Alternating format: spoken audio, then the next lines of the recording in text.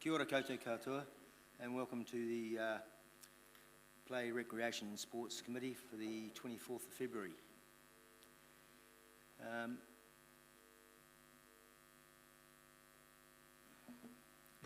Councillor Harper telling us she's going to be late. I'd just like to move through the emergency procedures, noting that on the sound of the alarm, you just follow the nearest fire exit out. We assemble at the clock tower. The council buildings are smoke-free, so smoking is prohibited in the council buildings. There's a defibrillator found in front of house, down on the first floor, if required. Just to note, the meeting is being recorded and also being live streamed on the council YouTube channel. Moving on to number 1 on our agenda, apologies. I have apologies for Councillor Finlay, Councillor Beatty, possible early departure for the Mayor. Any other apologies? Late arrival for Councillor Harpiter. Late arrival for Councillor Harpiter. And the Deputy Mayor. Is that us? All good. I'm happy to move those apologies. Can I have a seconder? Councillor Barrett.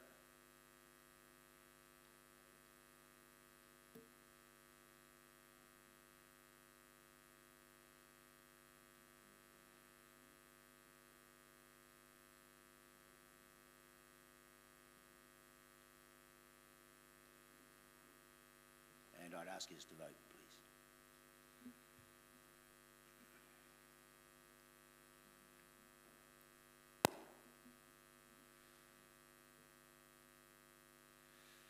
And that has passed 100%. Just to also note that Councillor Dingwell is joining us on Teams. Number 2 on the agenda, additional items. I'm not aware of any. We'll move to number 3, declarations of interest. No. And number 4, public comment. Once again, moving on. So, number 5 on the agenda, presentation, Greasy Chain Charitable Trust. We'll have presented by Dr. Steve Stannard and Mr. Bob Selden.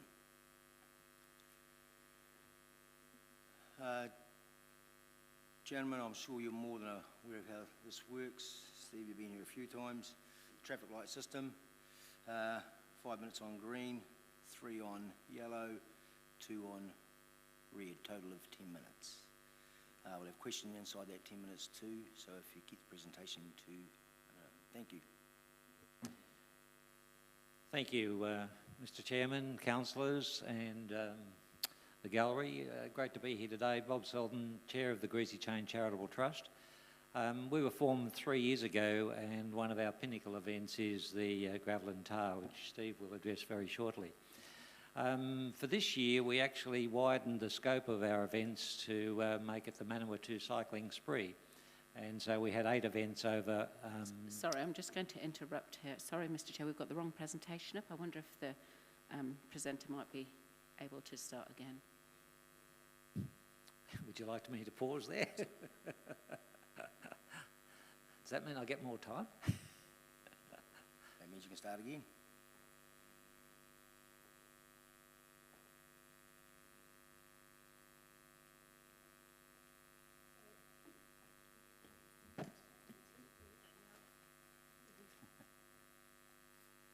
I can keep talking if you like while they're setting that up. The slides are just background anyway. It's more important what we're saying, I think. So for the long weekend, the Wellington anniversary weekend, we decided that we've had 8 events over the 3 days, which is probably a little ambitious in hindsight. There are some pluses and minuses of that, and we learned a lot of things. And for example, next year we'll probably spread it starting with the gravel and tar in late January and spread it through February. And for those who are not aware, February is the National Cycling Month in New Zealand. So folks, if you've not ridden your bike for a while, you've got 4 days left to get out, pull it out of the shed, get on your bike and do something before the end of February. So I think the 8 events we would probably keep, but we'll spread them out rather than have them on the one weekend. So some pluses and minuses. Unfortunately, we had to cancel a criterium on Friday evening due to lack of numbers. That was aimed for school children, principally, and of course this is in school holidays, so bringing it back into February would overcome that one. The other one was over the line, the Food and Music Festival put on by the council at Memorial Park, and that was really, really well organised but poorly attended. And one of the downsides of that, I think, was the construction was still being carried out to the children's playground in the actual park area, and so we had to move to the Oval, which is probably not conducive to families sitting around having a meal and listening to live music. Over and above that, I think the events went very well, and Steve will tell you all about the gravel and tar shortly. The Greasy Chain Trust has a long-term view of making Palmerston North the cycling capital of New Zealand. However, I think we've improved on that, and Steve might tell you where we've gone to with that. We're going a little bit further than that very shortly. In terms of this year, the media, one of the highlights was the increased media coverage that we got, both in the papers, TV, First Time TV NZ have picked up the gravel and tar results, for example, live on the Saturday Evening News, which was fantastic. We also had a fabulous Facebook campaign, and that was driven by one of our board members, Lou Briggs. It really did bring in a lot of people to the region. For example, I have a couple of little anecdotes here. There was one couple who came from Hamilton, and they caught the train on the Thursday evening. They stayed Thursday, Friday, Saturday, and went home on Sunday. And it was their first time in Palmerston North. And they actually raved about it and about the friendliness of the people and the beautiful countryside of the Manawatu. So that's the sort of thing that events like this can do. So the media coverage was great. We had the international coverage as well with the Global Cycling Network, which went out to 2 million people on Eurosport. Eurosport owns Global Cycling Network. And there wouldn't be too many regional sports events that go out to 2 million subscribers. Sky picked us up as well. We had a 25, and I think, Steve, you're going to mention the video. We had a 25-minute video that Sky actually ran on Saturday evening, which is 6:30, I think, which is prime time for them. So it was really, really successful, the media coverage, and brought a lot of people into the region. Just 2 more quick examples. Oh, we're up on the slides there. You can see there's the social media results. We've just pulled up January 2020 and January, by comparison to January 2021. Can we flick to the next one? Thanks. Yep. And you'll see that's the key one there is engagement. And so anyone who knows anything about social media, this is where actual people get involved in the social media. So you can see the increase there. It's just phenomenal. And that gets our message out there and brings people into the region. Just like to finish with a couple of little anecdotes, and one is the Slicks and Stones, which is the amateur event run on the same day as the gravel and tar, was won by a young 16-year-old, Maui Morrison, who averaged 35.35 k's an hour for 86 k's. Now that is a really, and over that terrain is pretty spectacular, and I'm pretty sure that he'll be picked up by a professional team at some stage. So those sort of events give the local juniors the opportunity to try out their skills and to demonstrate what they can do. And finally, from a local perspective, we had one of our volunteers whose partner was riding in the Slicks and Stones, and she was in one of the vehicles, and it was her first time past Ashurst, although she's lived here for 30 years. And she said, wow, what have we got here in the Manawatu? So all of that sort of thing is bringing a lot of, I think, bringing a lot to the region. I want to pass over to Steve to talk about the gravel and tar, but just before I do, just announced this week, the UCI, the World Governing Body of Cycling, have cancelled 36 international events this year and postponed 24. The gravel and tar was only one of 2 that are continuing and have continued this year in the Oceania region, so it's a big feather in the Palmerston North and the Manawatu's cap. So, Steve, you're going to talk about the gravel and tar. Yeah, thanks, Bob. This is the sixth year I think I've done this, because the gravel and tar just been the sixth iteration. And so some of you are here. I think Billy was here at the start, and the council's been supportive the whole way, and we really do appreciate that. Again, they were run as UCI races, and the women's race was the first in the entire world for 2021. The men's was the second, I think, behind George Sandoval's race, and as Bob said, the Aussie races got cancelled, and others around the world as well. And as such, despite no international riders present because of the closed borders, the publicity overseas was really good. And so our events are pretty solidly established in the international cycling calendar, and they have a very strong reputation.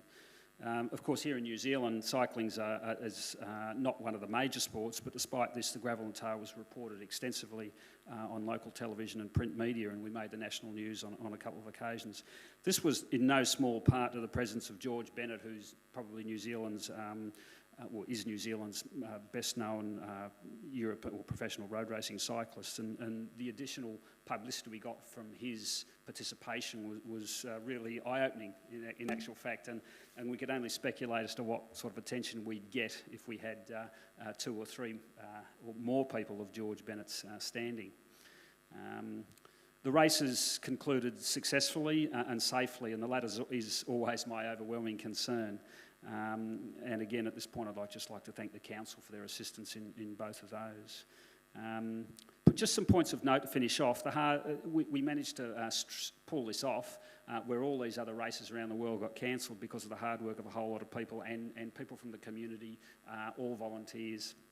And, you know, that's testament to the Manawatu, really, and the people here in Palmerston North and the Manawatu district. As a consequence, the events, the gravel and tar races, got really good momentum. And when you've got momentum, you need when the ball starts rolling, you've got to roll with it, and you've got to make use of that. So I think there's some discussion about how we do that needs to be had fairly soon. The video production and dissemination was a step up from last year, and as Bob said, we've got a 30-minute segment on Sky TV. The next step, you know, would be to live stream, and then it goes overseas on various channels. Just finishing off, one of the big issues we had this year was traffic management. It just seems to be getting harder and harder. And I guess this council would come across this in other aspects of their discussions, but you know, traffic management events is starting to get difficult and very expensive, and we had to jump through a lot of hoops. So just next time you talk about traffic management in various ways, maybe keep that in mind. And that's all from me, and just once again, thanks very much for the opportunity and the support the council's given us. Thanks very much, gentlemen. Councillors, any questions? Councillor Barrett. Thank you, Mr. Chair, and thanks, Bob, and thanks, Steve. Just, I guess, wanted to see if there was something you wanted to amplify, Steve, around your comment around once the ball starts going, you got to roll with it, momentum's there, and conversations. Yeah. Are there some particular things that, especially from a council point of view, we need to be mindful of beyond what you managed or mentioned around traffic management? Look, I think there was mentioned somewhere, I think it was a 10-year plan about and I had a slide there that I didn't get to about being what they call a UCI cycling city. There's nowhere in the Southern Hemisphere, and there's 6 cities in the world that claim this UCI status, and it'd be a nice thing for something like Palmerston North to have you know, maybe in 10 years have a shot at, just something, a bit of a blue sky thing. And that is about hosting cycling events, being a cycling-friendly city, and we do a lot of that already. And as the gravel and tar gets bigger, it ticks a few boxes to be able to get towards that status. I think also I talked about getting you know, a few more George Bennetts, and I think that's quite achievable with a bit of negotiation.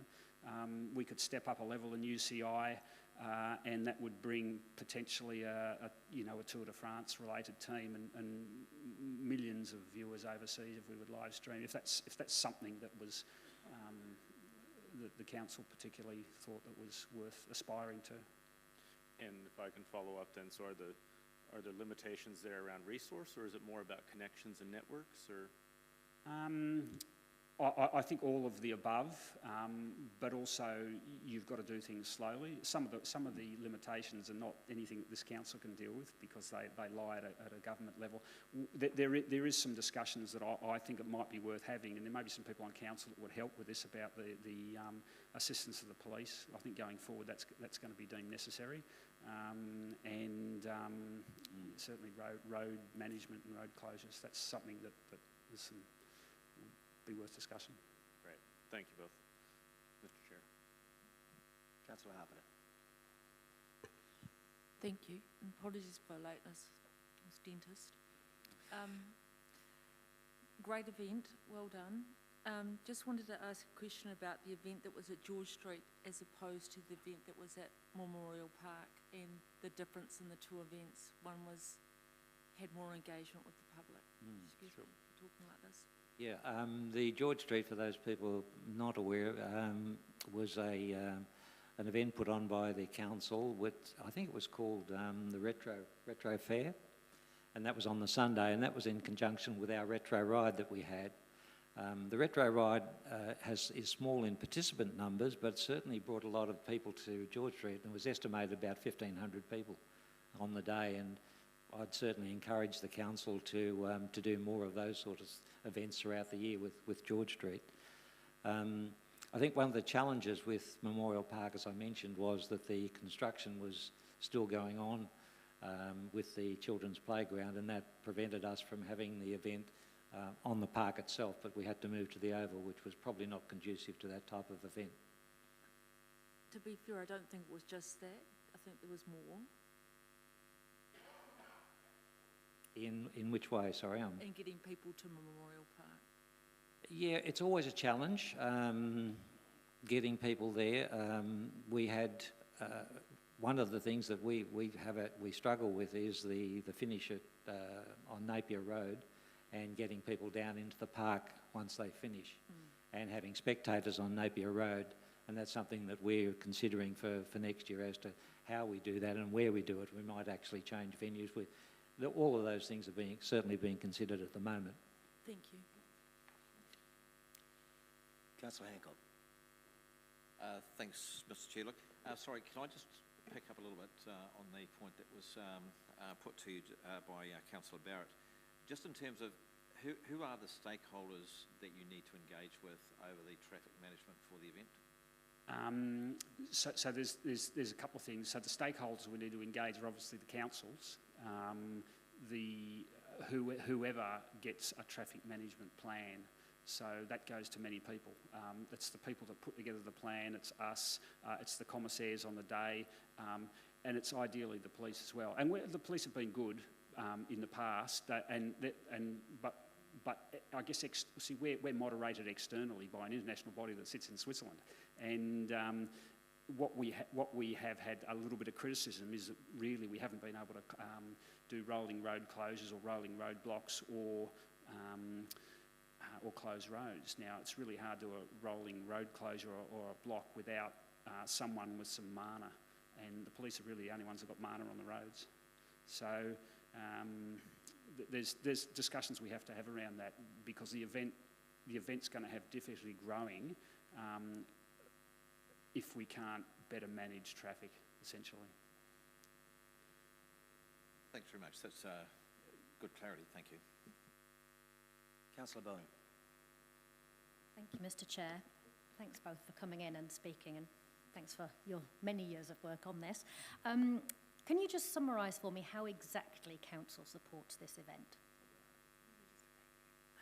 Well, certainly in a number of ways. Financially, the Council has supported it, I think, since its inception, and also is continuing to do so. And certainly from a personnel perspective too, in helping with the events management, for example. We had a dedicated project manager this year for the events, which was fabulous and really well done. Plus, of course, there's the communication and the social media and getting it out to people. One of our challenges in cycling is that we haven't got an arena, as other sports might have. Our arena are the roads of the Manawatu.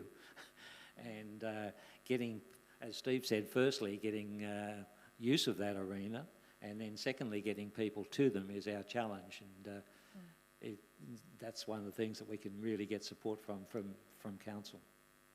You mentioned the George Street event being put on by council. Doesn't council also put on or contribute to that Memorial Park event? Yes, that's right. Yes, that's the over-the-line event at Memorial Park, correct, yes.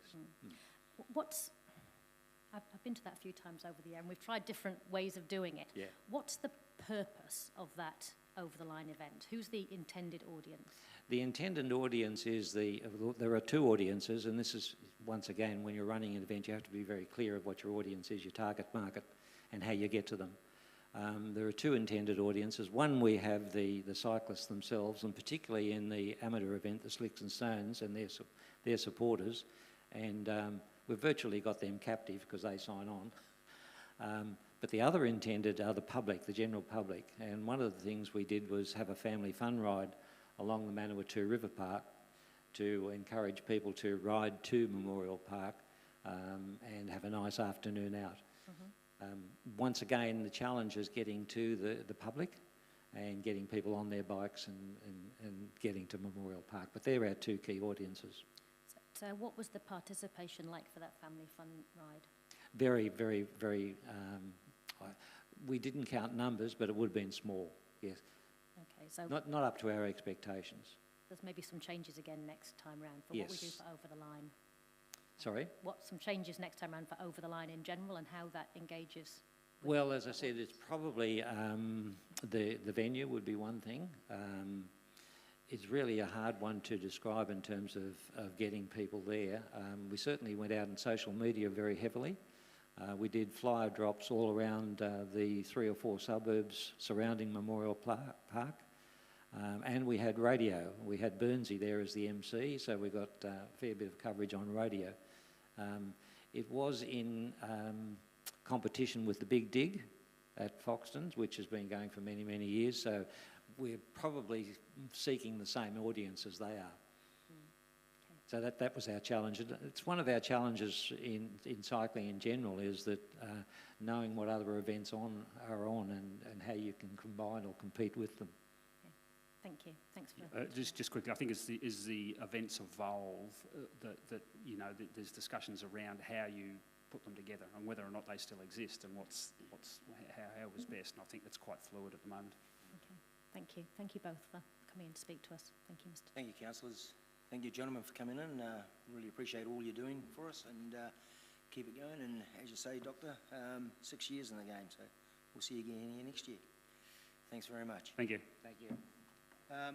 Recommendations that the Play, Recreation and Sports Committee receive the presentation for information. Do I have a seconder?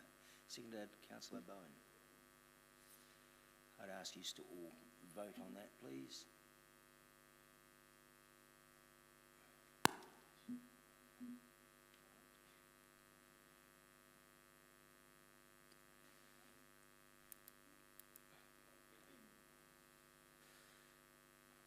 Brings us to item number 6 on the agenda. Sorry, past 100%.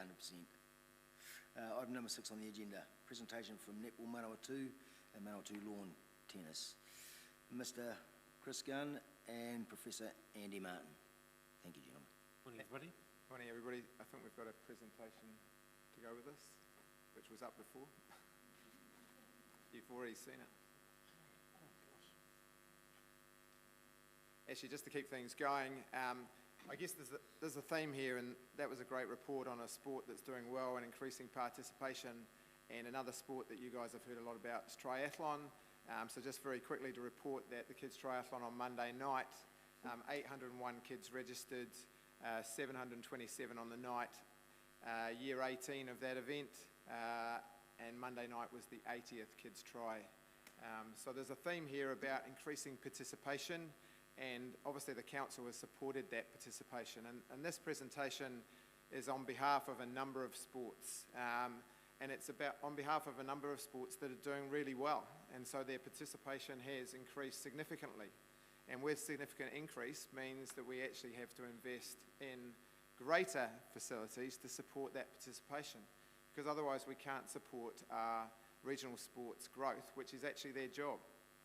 So the title here is about enhancing our community sport facilities through indoor multi-use facilities, and it's a strategic approach. We presented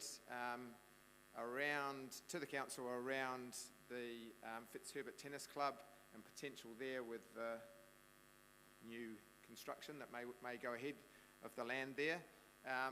That was a single club presenting. This is a multi-sport presentation, and netball are also here. Chris is here, and you can see that this is Operation Muffin, so multi-use facilities for indoor netball.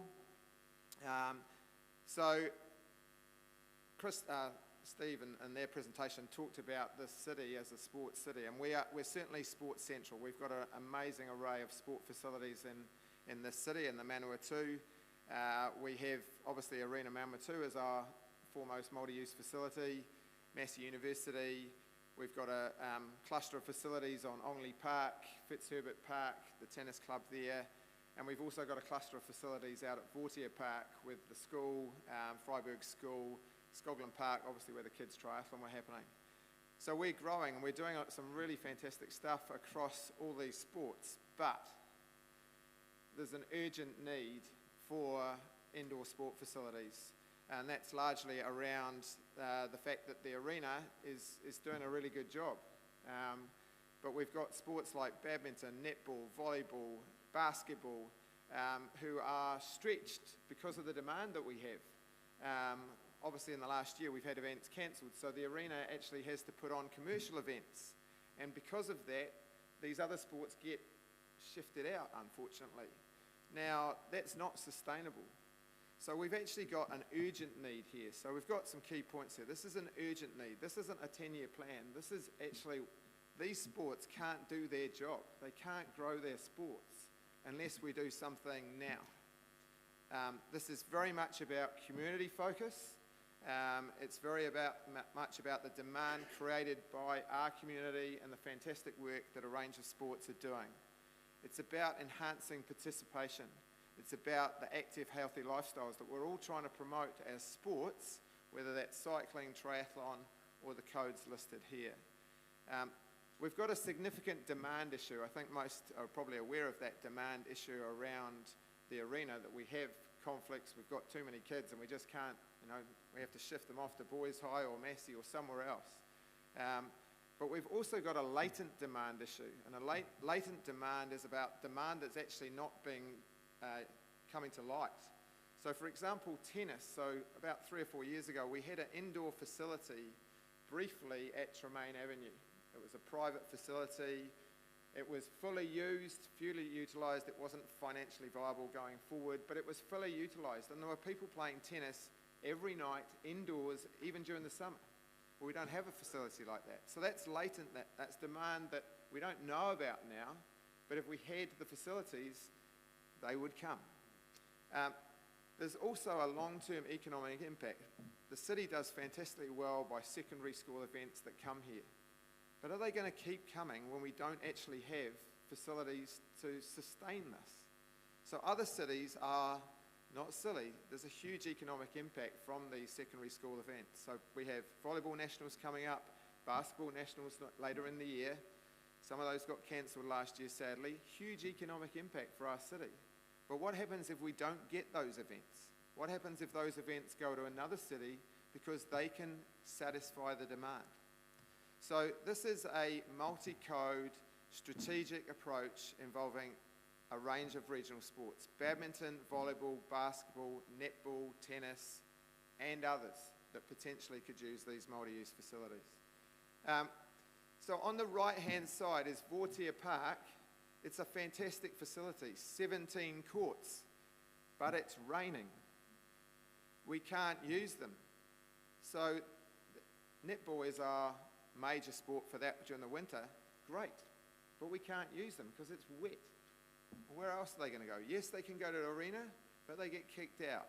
There's a need for the left-hand side, covering those front 6 courts at Vortier Park, so we can support netball. We can support tennis.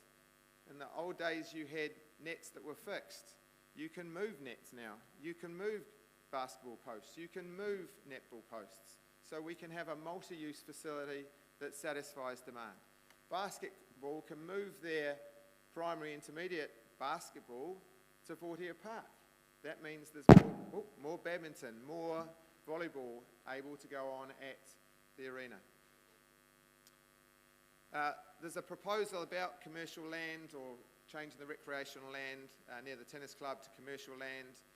We can enhance the tennis club there as well by, again, we can't play tennis when it's wet. There's no indoor way. We can't play tennis at the arena. It's not suitable and we can't get in. So we're not satisfying our demand. So the right-hand side is a great 10-court facility, just as we have a 17-court facility at Vortia Park. It's great. But if it's raining, there's nobody there. So we have an opportunity at the Manawatu Lawn Tennis Club to enhance our tennis facilities, but who else can use that? Girls High and others, because we've got an indoor facility there as well. So the proposal here is urgent. We need to do it now. There's an economic impact if we don't do it, and we're not supporting our sports that are doing a fantastic job, as are cycling, as are triathlon, as are others, to grow our sport. As we grow our city, we have to grow our indoor facilities. That's it. We need it now. And I'll just add to that, thanks Andy, that was very well done and very comprehensive. I think, and it's very timely, I think, this opportunity, given that, you know, we all, for many of us here, we know of the pressures of CET Arena on community sport, and we've regularly met around, you know, what we can do to alleviate those pressures and provide more space to our growing sports. And the numbers are there. You know, we're having to restrict the numbers on our teams for our competitions because we don't have the space. And this hasn't been just going on, you know, last season or pre-COVID. This has been going on for the last few years. Our participation rates, for example, netball, haven't dropped in 7 years. It is a growing sport, particularly at the future firms area of the game, which is years 1 to 6. And those little ones, you know, they need to have a great user experience. And you saw pictures of Vortia Park, and you've perhaps been down there as well. It's wet, it's cold. We need to provide an environment that's going to be conducive to good play and good experience, and for the parents and those people bringing them down as well. And that's the same for basketball, volleyball, badminton. Additionally, badminton, you know, there's an air badminton game as well that is played outside. So there's a lot of opportunity for basketball to be involved in. They're looking at their junior program and how that could be moved down to Vortia Park, freeing up space at CET Arena. This is a fantastic opportunity, but the key part to all of this is that need is right now. This is top priority sort of stuff. You know, we haven't even gone into sort of the health implications, you know, whether we touched on. The sun, you know, it's always a concern, particularly in the younger years. We need to get some cover over those kids and make it certainly more, I guess, that user experience enhanced, providing more opportunity to more kids. So, yeah, thank you for listening. Questions, councillors? Deputy Mayor. Thank you, Mr. Chair. Thank you, Andy and Chris. So with the proposals for the covered facilities, what's the estimate of cost involved and how much have you got towards paying for that so far? Good question. So if we look at a facility that has recently been built, so down in Masterton, they have a 3-court covered facility that they've recently built there. I think that was around about $2 million. What we have to remember here is we actually have these facilities already. So this isn't a new facility. This is covering existing facilities. So the cost would be, we're not starting from, you know, we don't have to dig the dirt to start with. We've got facilities. The tennis courts at Vortia Park, the netball courts, there's a surface there already. So it's about putting up 4 walls and a cover. So significantly less in terms of each facility. And there's a number of ways that can be done as well, actually, depending on that budget.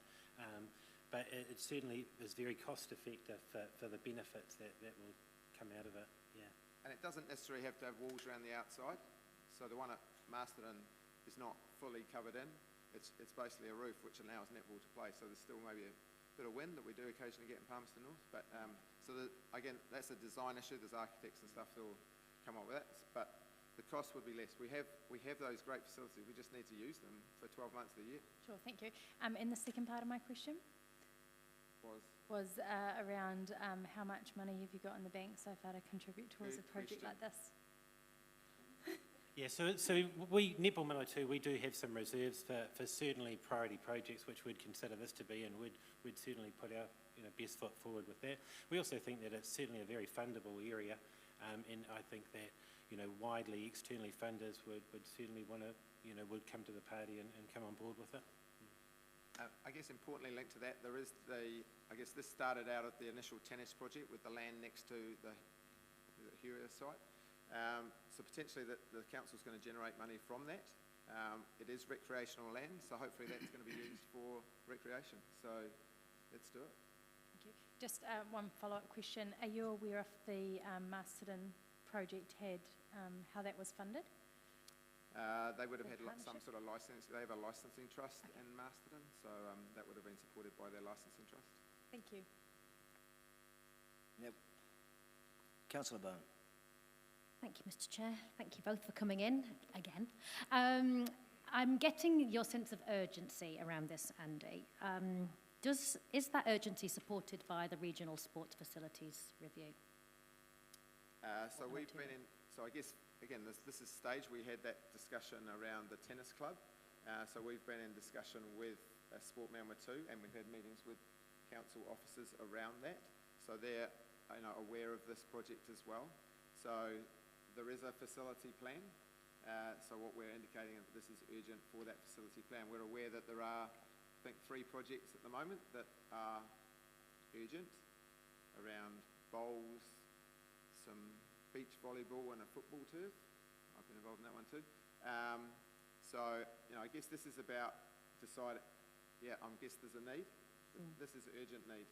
And I guess the key thing here is this isn't one sport. This is a multi-sport initiative. And I guess that's what we were, in talking to Sport Manawatu and council officers, was it has to fit in that facility plan. So this isn't just one sport knocking on the door. This is many sports knocking on the door because they can't do their job. So what are you actually asking council to do today? Start building a covered facility as soon as possible. I'm not sure that's going to fly as a recommendation, to be honest. That's my recommendation. That this is looked at urgently. We can laugh, but if I said to you, like, the kids' triathlon's not going to go ahead next year because we don't have the facilities, you guys wouldn't be happy. So netball can't go ahead, basketball can't go ahead. We might not have secondary school nationals. I think that's urgent. Okay.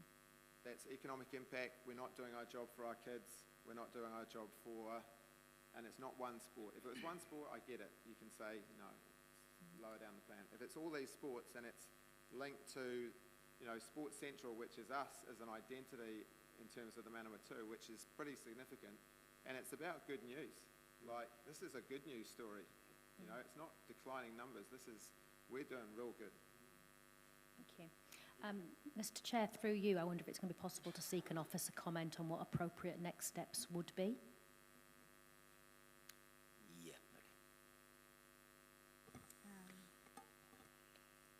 Through you, Mr. Chair, there is an action in the long-term plan around undertaking a feasibility study for indoor sports.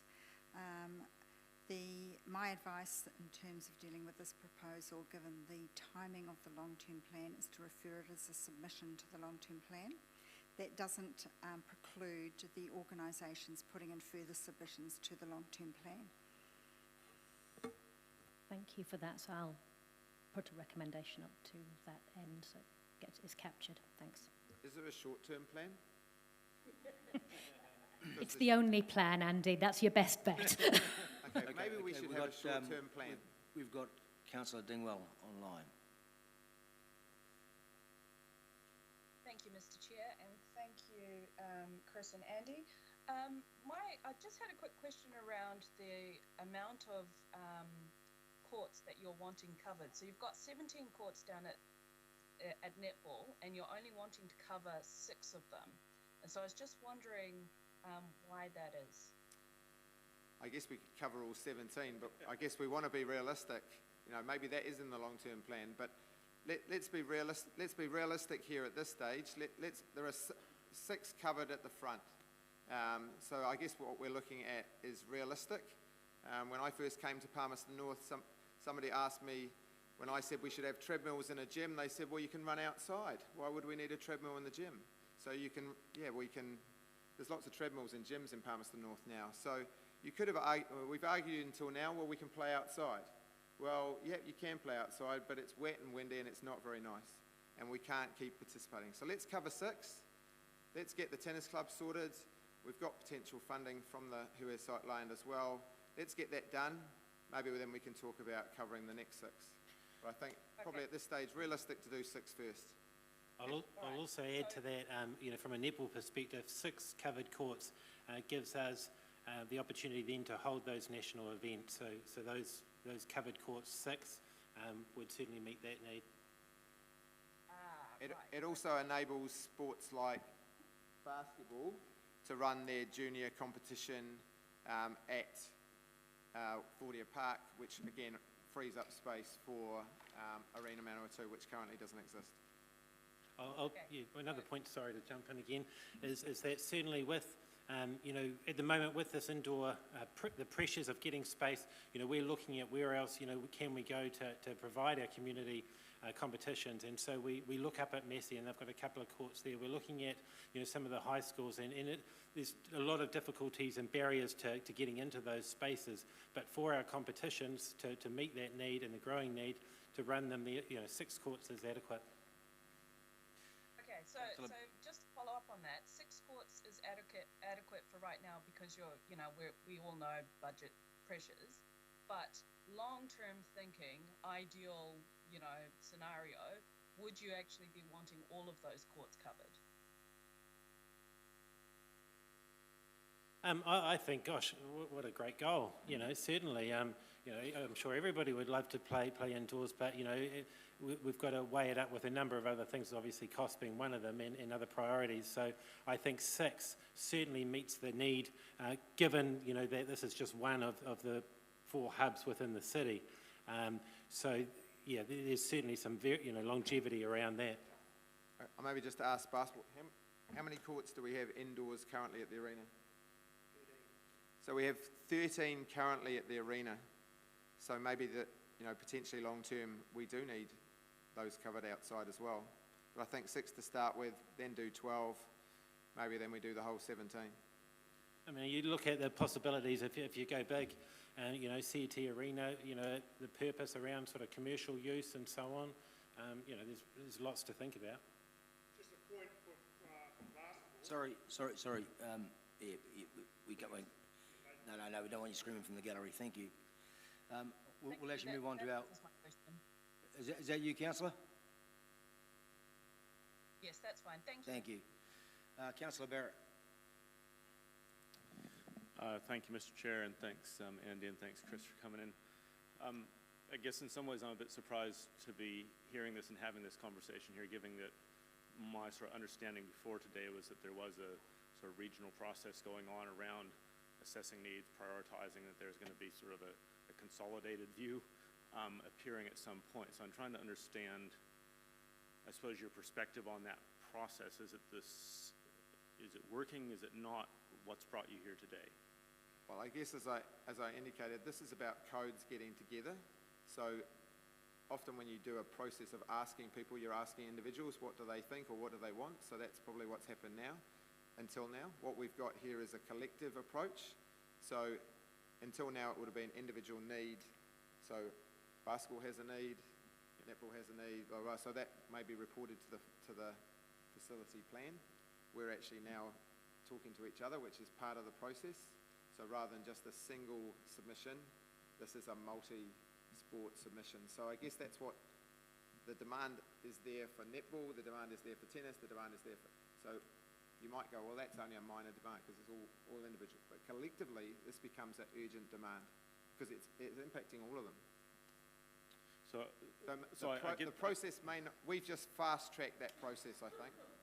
We fast-tracked the process because the conversations have happened quickly based on that initial tennis submission to say, well, actually, that's just the tennis submission. We were asked to go away and actually say, well, who else is involved in this? We've done that. We've done it quickly, and we've come back and gone, actually, this is more urgent than we thought because we're all in trouble. we all can't deliver on what our sports goals are. Thanks, yeah, So yeah, we're just speeding up the process. These messages around speed and collectivity, have you taken those as well to the regional planning Yep, so process? we've talked to Sport Manawatu and we've talked to the sport councillors around there. And there's a submission gone in related to this presentation with a document around this submission as well. Great, and so have you had initial feedback around how that's sitting in that process, or you're just getting the word out everywhere you can? So this is, I guess, this is quite significant, coming to talk to the council. So hopefully we'll get some feedback after this. Hopefully positive feedback. I guess you guys are quite important, and we recognise that. So I guess we need your support. There's not much point going through the other process if we don't get your support. Thanks for that perspective. Thank you. Chair. Our final speaker, Councillor Johnson. Thanks, Mr. Chair. Thanks for your presentation. I'm aware that there's a couple of indoor sports arenas privately owned. Is there any scope for partnership with them for using their courts? I guess that it's a different dynamic. They're commercial, they're two-court facilities. They're not big, as Chris indicated, schools have indoor facilities, but collectively it doesn't enable you to run what we're looking at, and so there's a conflict of interest there. It's the scale of the number of courts that's important. It's scale. Like we're doing great, too good. So we can't satisfy demand or latent demand. So that's the issue. We're doing too good. Okay, thanks. Yeah. Thank you. Thank you, gentlemen, for your presentation. Well done. Thank you, Mr. Chairman. We have, councillors, two recommendations: that the presentation be received for information, and that the presentation from Netball Manawatu and Manawatu Lawn Tennis be referred to the submission to the long-term plan. Mover, Councillor Bowen and Councillor Barrett. Could I ask you to vote on these? I think we'll take them together. Vote on these. Oh, sorry, comments. Any comments?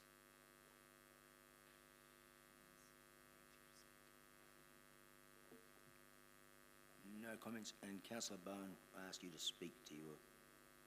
Yeah, I think there are comments coming in, Mr. Chair. But I will say, I don't know if you say you've pulled a fast one here today, but something a little bit like that.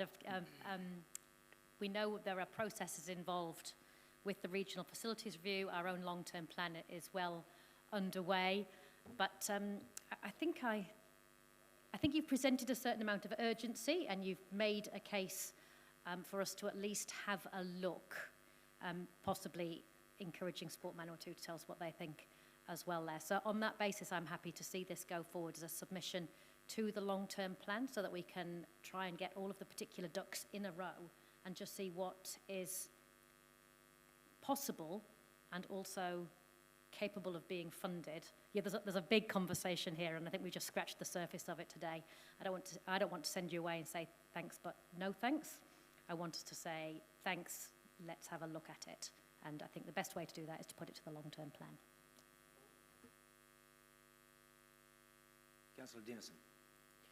Thank you, Mr. Chair. I just want to make a comment on two things. One is around giving praise for these sporting organisations to actually get together and bring something forward and recognise the urgency and not wait for other planning processes that take longer, like the regional facilities plan. So I think that should be commended. Second one is around, I believe it is the right process to refer it to the long-term plan, and with some, I guess, ballpark figures to what the capital investment might be to achieve both outcomes. I see there is reference to the Masterton, which I'm unaware of, covered facility, and it'd be great to get some information about that, which we can do individually, but I thought that was quite a helpful example of something being achieved recently, successfully. So, happy to support the recommendations. Thank you. Worship the Mayor. Thank you, Mr. Chair. Thanks to everybody that's come in and supported this. I love the passion and the plea. And it's really good that you joined up with, tennis, netball and basketball being the main three. but I do think there is a bit of a process to go through, and I know Andy will probably kick me afterwards for saying this, but it is an LTP discussion. Actually, it is our regional facilities plan discussion as well, because our decision making needs to be evidence based, and we can have all the passion and the pleas in the world, but we've got to make sure that we're making the right calls. As we know, bowls is already in there, and they've been in there for a number of years. We've heard recently from our aquatic people that they want a new pool, or they want some more facilities. And indoor sport has been there. I'm not sure where beach volleyball comes in, but that's certainly something that's the first I've ever heard that mentioned. But and indoor, thank you, Vaughan. But indoor facilities have been part of it as well, so it's really understanding the priority. We'll have some challenges, as councillors know, around their LTP, and it's any decision making or priorities need to be evidence based. As other sports have come to us, they've always come to us to try and get things over the line. We've had an unwritten rule around a third, and it seems to have worked. So I implore to you people that if you can get some sport and community fundraising going, it's going to help the discussion. But council can't be expected to fund the whole lot, because it just simply, it's not there, and being really honest there. But let's have a decent discussion and debate with some evidence and some really good submissions from you. So I'm sort of, excuse the pun, but I'm putting the ball back in your court to show us that there is that demand and that there is real support for this. Thank you. Councillor Harper. Thank you, Mr. Chair. Without repeating what everyone else has said, I really appreciate the codes coming in and getting together. Completely agree with what has been said, but it is really a process that has been undertaken with Sport 1 and 2 and with the City Council with the needs assessment. I think the needs assessment is really important for the codes to undertake what we've got and what facilities are underutilised and utilised and what the code really needs. And I think that it's really interesting to see that all of these codes are getting together, and probably we haven't done that needs assessment of all the codes using this facilities, and that's what probably needs to happen in the first instance. So sorry to pour the cold water on, but it is a really new approach which we haven't actually probably looked at in the first instance, and we need to have a look at that going forward. But really good approach. Thanks for coming forward. Councillor Bowen, right a reply? Thank you. I'd ask us to vote on this, please.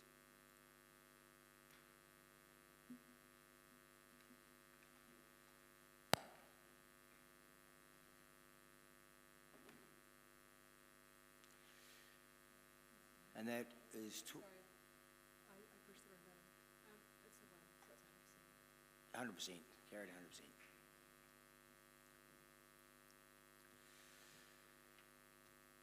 Brings us on to number 7 on the agenda, conference of minutes, but due to the fact we're running slightly over time and we have submitters, I'm going to move the confirmation of the minutes down the ladder a couple until after we've done our submitters.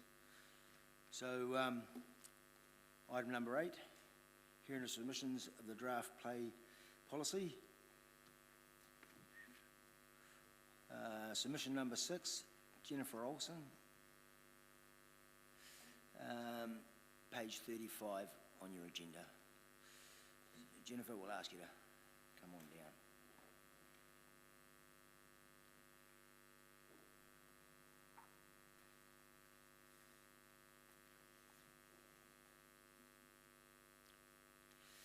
Jennifer, you understand the traffic light system? Yes, I do. I've been around this table many times. I thought so, more than I have. Thank you. So my apologies to the new councillors who may not know me, but I have made submissions to council for more than 50 years. This one caught my attention because I really want to try council out at what they stated in this, of what they're wanting to achieve as under guidelines and point number 14. So I am testing you. You state that your policy is for the community. How big a community?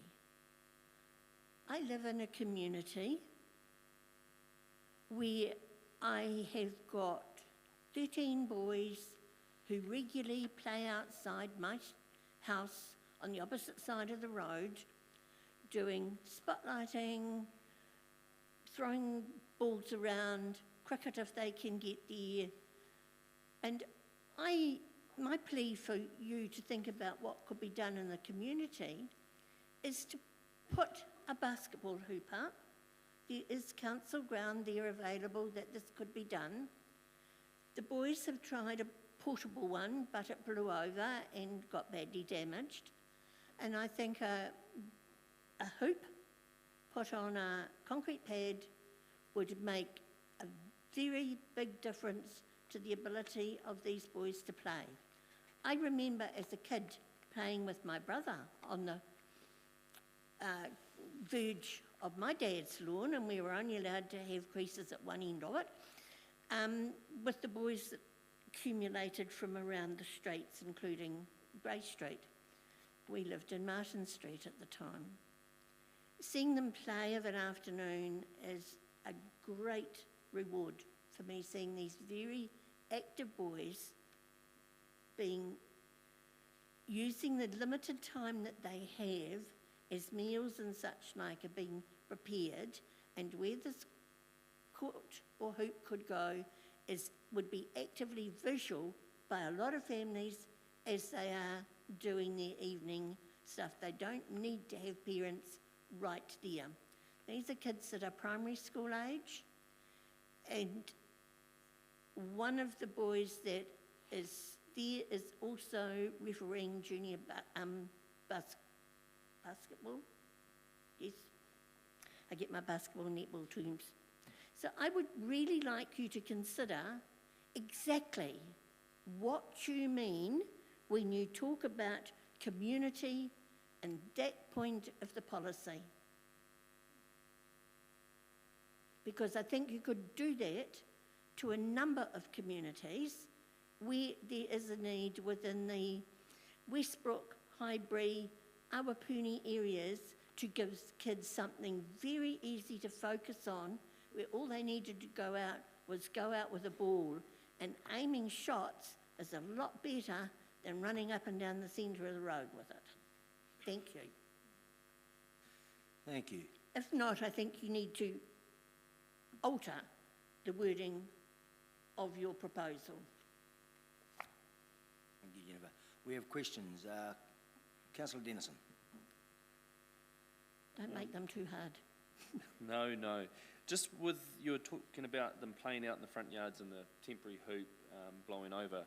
I know that there's a grass area in front of the local shops in Havelock Ave in that location, whether there'll be a permanent basketball court as a suggestion that would suit. Yeah, I was thinking of it coming more the Hawesville Crescent end, where the bigger need seems to be at the moment.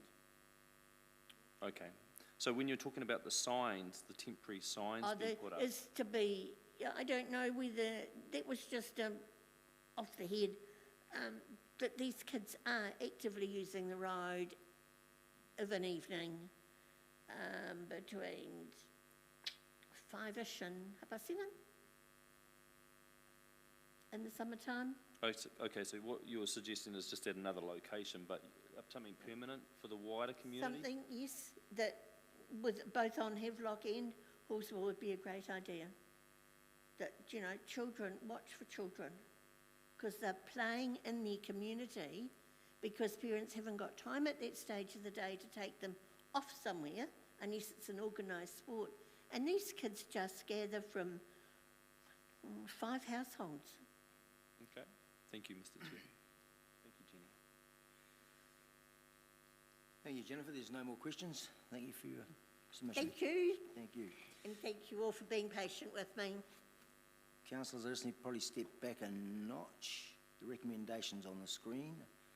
I presume they were supposed to be moved and seconded before we got underway. I will move them. Is there a seconder? Councillor Bowen. Thank you.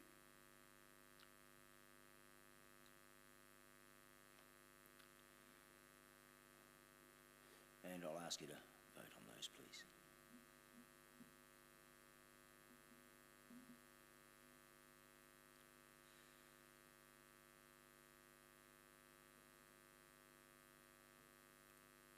If you read it.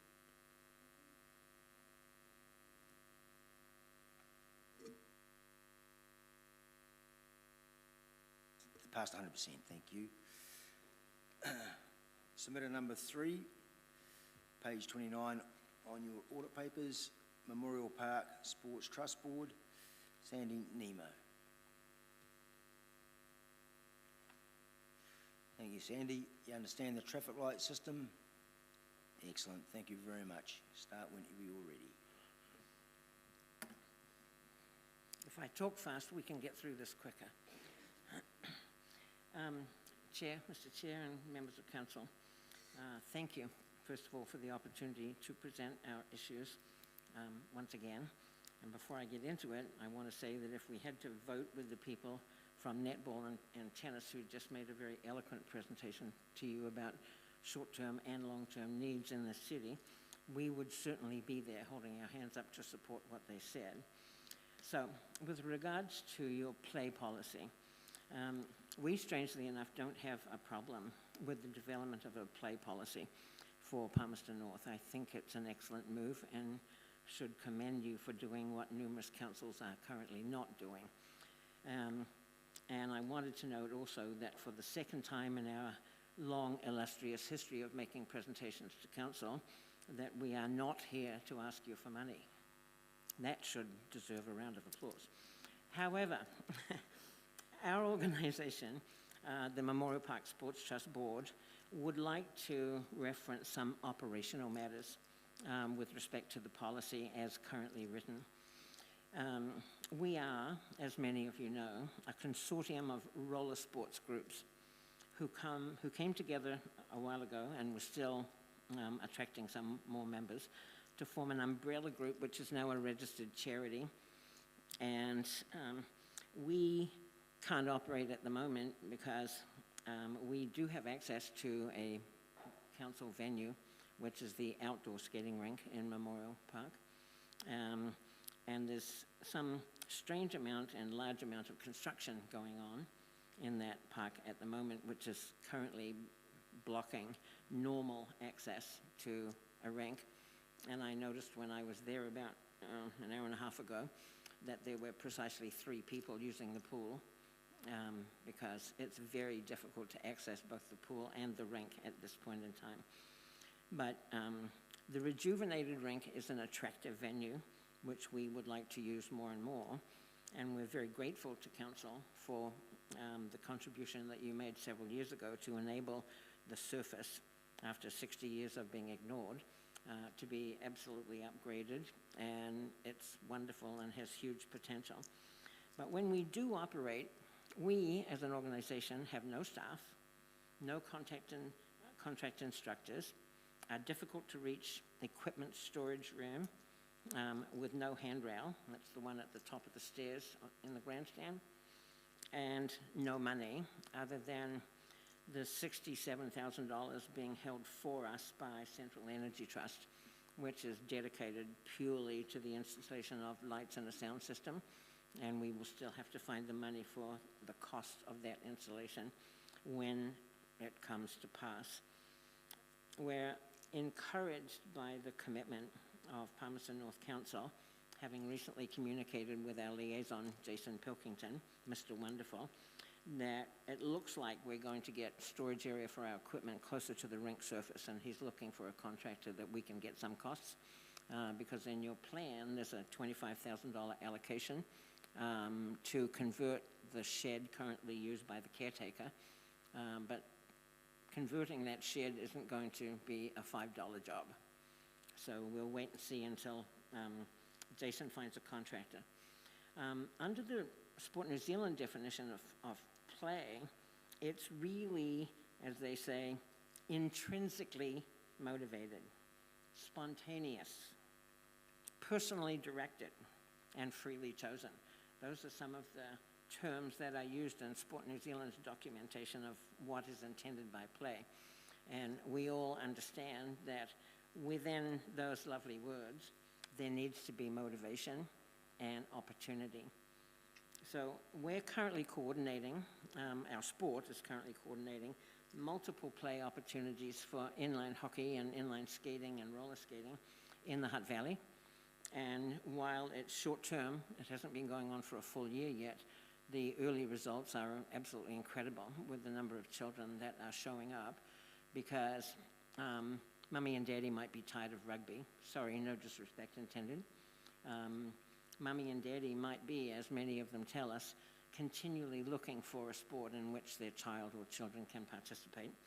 And our program in the Hutt Valley, after we visit certain year 3 and year 4 classes in primary schools, gives a voucher to allow every child, to come and have a free session, because we provide all the equipment. We would love to be able to do that here, but so far that hasn't been physically possible, but we're working on it. We do maintain regular contact with the primary schools in and around Palmerston North City. So what we're basically here to say is there's a lot of assumptions in the play draft, I'm sure you've all seen it, that suggests that staff, that play will be coordinated or assisted in its coordination by council staff. That doesn't apply to us. We can't help, because we're not going to stick a few volunteers to sit at the rink as it currently stands, with a difficult to reach equipment storage area and a difficult staircase that still doesn't have a handrail, and try and get people there. Once we can get back to relative normal there, we will be pulling schools in, and once we have a school appointment, we can do that. But is that play? Because we're organizing it, we're sending it to a fixed venue, we're having to put people on site. So I'm here to say, basically, other than a few things in the play policy which make it difficult for us to participate, we want to participate. We want to be more prominent. I mean, roller skating globally is not suffering from, but is benefiting from a huge resurgence of interest. I mean, huge. When they're skating on streets in the middle of New York City, I think that says a lot for the profile that the sport is developing. And we want to be part of that, but currently we can't. So we're just looking for ways to be involved with some help from council. There are some positive things about council possibly helping us with initiatives to access external funding. We're pretty reasonably good at finding money, but we probably are going to have to find quite a lot in the next year to 18 months. Thank you. Thank you. Any questions, councillors? Oh, isn't that interesting? Is that because I didn't ask for money? Maybe I should have asked for money. Should be your hand up. No, thank you very much. Okay. Thank you for your submission.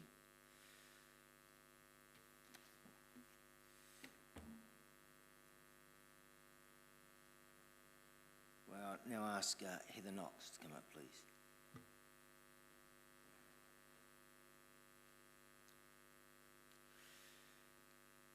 Thank you, Heather.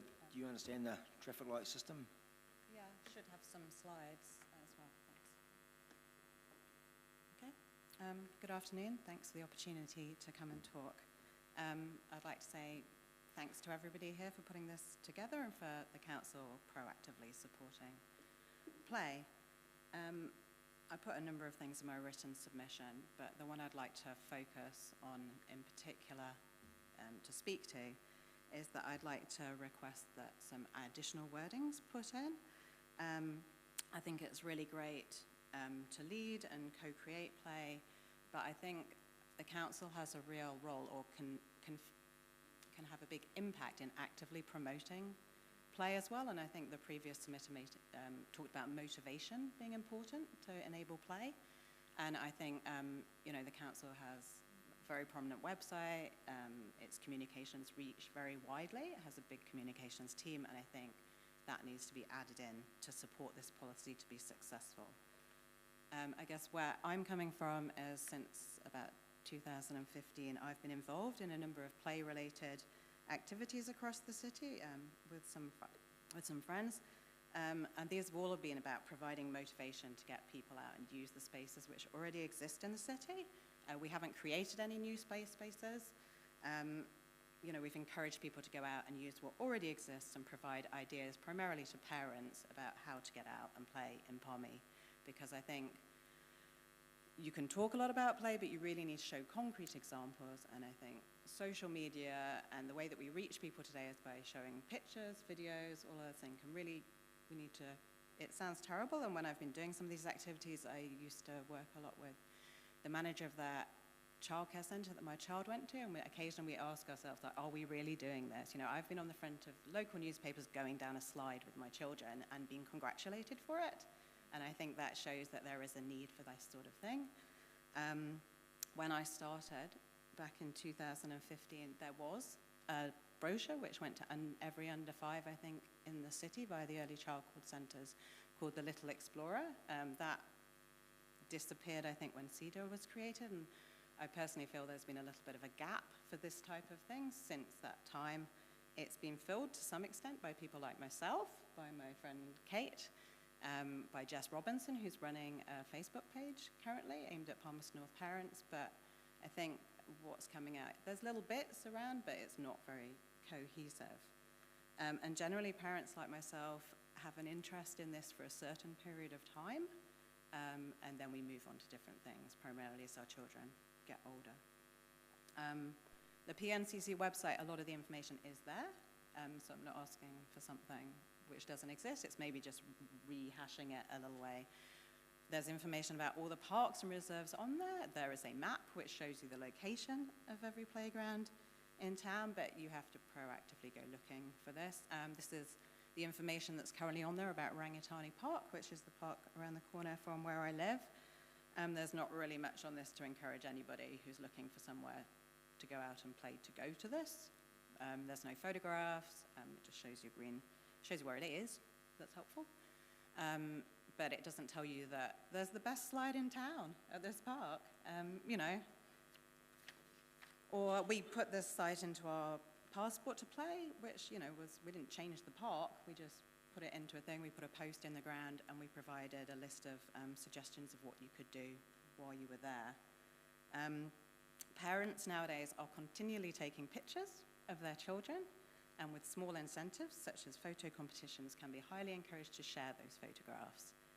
So there shouldn't be a shortage of photographs of children playing in this town. It's just working out a way to encourage people to share them with the right terms and conditions around your photograph competition. And people like myself, we like to see pictures of our kids being shared and encouraging. Not everybody does, but the website isn't all bad. That, you know, some of the sites do have good photographs, but when I was putting this presentation together, I found from reading this that Milverton Park is a smart park, which I didn't know, and nobody I spoke to knew that. So it goes to show that websites aren't everything. You need to take a different range of things. But according to the website, there's a trial going on at the moment, but I would question how many people know that that's happening and have gone to take advantage of that play opportunity. These are the photographs which are on the website for the Esplanade at the moment. They look nice. They're happy children, but I think compared to this picture of Corfi Park in Wanganui, that shows the range of things there is to do there. And if we had a few photographs of the Esplanade playground like that, it would show a different sort of thing about what you could do there. It's not all about playgrounds, though, and I guess most of what I've done over the last few years hasn't been about encouraging parents to get onto plastic playgrounds. It's been encouraging them to use various spaces around the city to play in. There are lots of opportunities to play in this city already. We don't necessarily need to spend a lot of money on creating new spaces. I would argue that we need to spend time effectively marketing the places that we have to the community and to all people in the community, not just parents of young children, but to older people or people who want to play on the side of their street and things like that. So I think we should, a part of the policy should be to develop a Play Palmy comms strategy and plan to go alongside it, a dedicated space on the council website and on the social media pages to promote new play opportunities, to provide a space for existing ones for parents who are looking for what to do that day. As I mentioned earlier, photo competitions, blogs, so that when you could get people like myself, Kate, Jess Robinson, to blog about things that they're doing, then that would be a resource which sat on the webpage going forwards. And as our children get older, we can talk about different things and then people can follow along behind us. Yes, people like myself, Kate and Jess Robinson's other opportunities will come up to us over the years, so we don't necessarily will focus on this for a long time. So I do think this sort of thing needs to become business as usual for the council or for the equivalent of CEDAW or whoever it is, that somebody in the city should take responsibility for marketing the spaces that we already have to the community that are here, and also to people who come to visit the city to see. Because it's not just us who are looking at these websites. This is a way to market our city.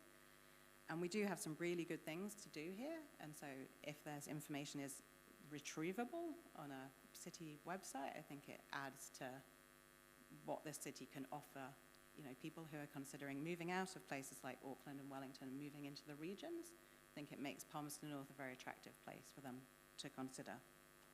Thank you. Thank you, Heather. Any questions, councillors? Councillor Harper. Thanks, Mr. Chair. Thanks, Heather, and thanks for all the work that you have done. Just looking at what you have researched, have you seen any other councillors that have done this really well? I'd say some of the council's website, like they have nicer pictures and things. Some of the better things I guess I've seen about encouraging people to get out and play have probably come from community groups and things like that, rather than being council driven potentially. Thank you. No further questions. Thank you, Heather. Thank you for your presentation. Brings us to submission number 4, page 31 in your agenda. Palmy Dirty 30s. Catherine Parlin. Thank you, Catherine. Do you understand the procedure of the traffic lights? I think so. I've got a presentation too. You've got 10 minutes.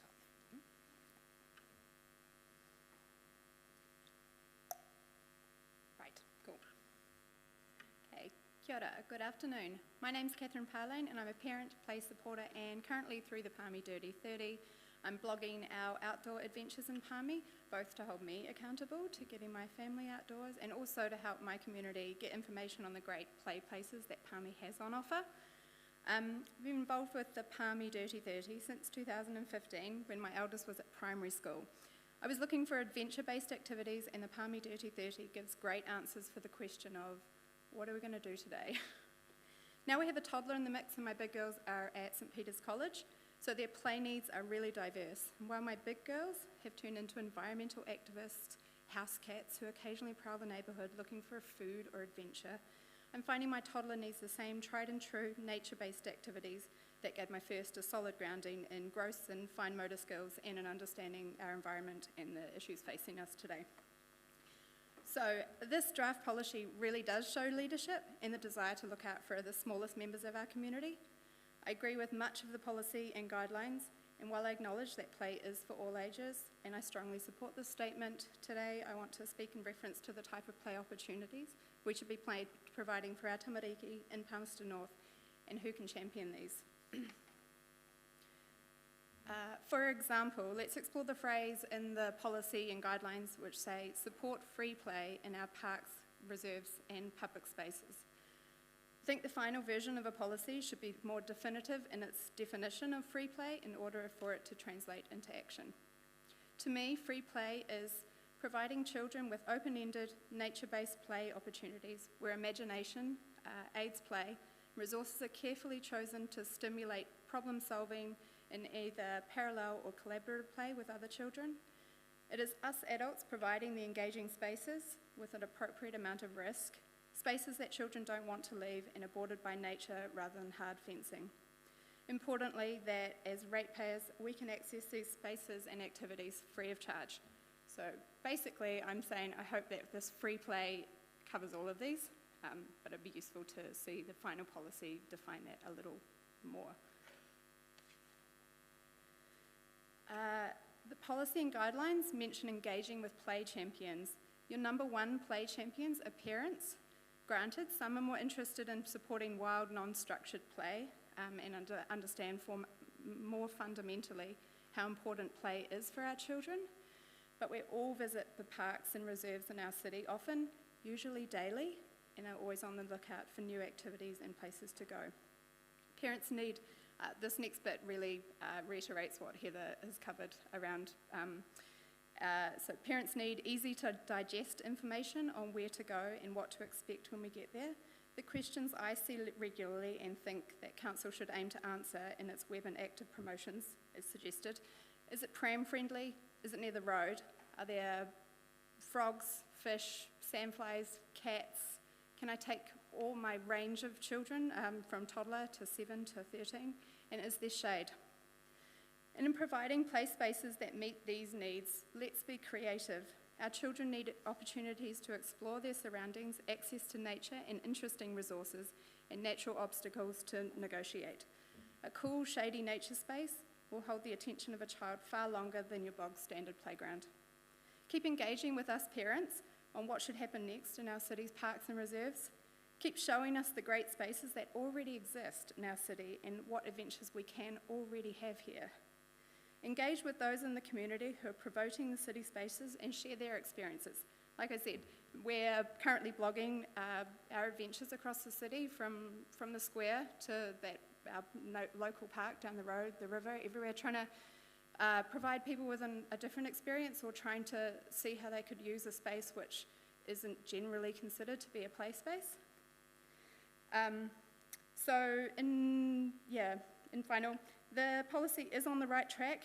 Play doesn't need to be hard, but parents really do need support to know what to do today, tomorrow, or in the next 4 hours before bedtime. And supporting free play via non-traditional nature-based venues and activities will ensure our children grow up in a vibrant green city that grows agile, creative thinkers who are Palmy proud. I'll leave you with this picture of me and my dirty-faced children soaking wet after a rainstorm hit during our recent visit to the new non-traditional play space up at Linklater. Thank you for making headway in developing a policy that supports our children's right to play. Thank you, Catherine. Any questions, councillors? Councillor Bowen. Thank you, Mr. Chair. Thank you, Catherine, for your presentation. I popped in the queue straight away, actually, because I wanted to pick up on a point you mentioned in your submission and then you talked about, which is about fences. It's one of the things that I get asked about a lot, and I'm sure other elected members do. And I think you alluded to it when you said, people ask you, is it near a road? Your parents are concerned about runners and having eyes on multiple children, but you talked specifically about, said, please don't put up too many fences. So I wanted to get some broader comment on that from you, please. Right, so I think that our children are currently container living, so they're moving from car to school to childcare and back and forth, so we need to look for ways for their play to be container free. I think in terms of not putting up too many fences, let's explore alternative options in terms of using natural planting. We know that those sorts of alternative approaches to sticking up a fence. I think we need to, provide our children with a natural-based experience, and I don't know, or figure out how to where's the line between keeping them engaged in a space, that sort of thing. So, and might that be the kind of thing we could usefully publicise, like Heather said, with what's on the website, going, this is close to a busy road. This is not close to a busy road. Yeah, so in part, so it's something I've been trying to, when I've been out and about lately, just trying to figure out if I was a parent and I had a runner, how would I feel about being there? And a lot of them are pretty safe. there's a long green space before you get to the road. So we're at Papaoia Park recently, and that's a nice little playground, and it's got huge green space and some interesting little spots to it. And I feel, despite it being Ruahine Street being right there, and is it Ferguson? It's a long way from the road. So yeah, I feel that if you had a runner, you've got quite a lot of time, and hopefully there's some engaging spaces that they get to first before they decided to hit the road. Yeah. Okay, thanks for that, really helpful. There's no further questions. Thank you very much, Catherine. Thank you. Our next submitter is Sport Manawatu, submission number 1, page 25 of your agenda. And I'd ask Whitney Lecomte to come up, please.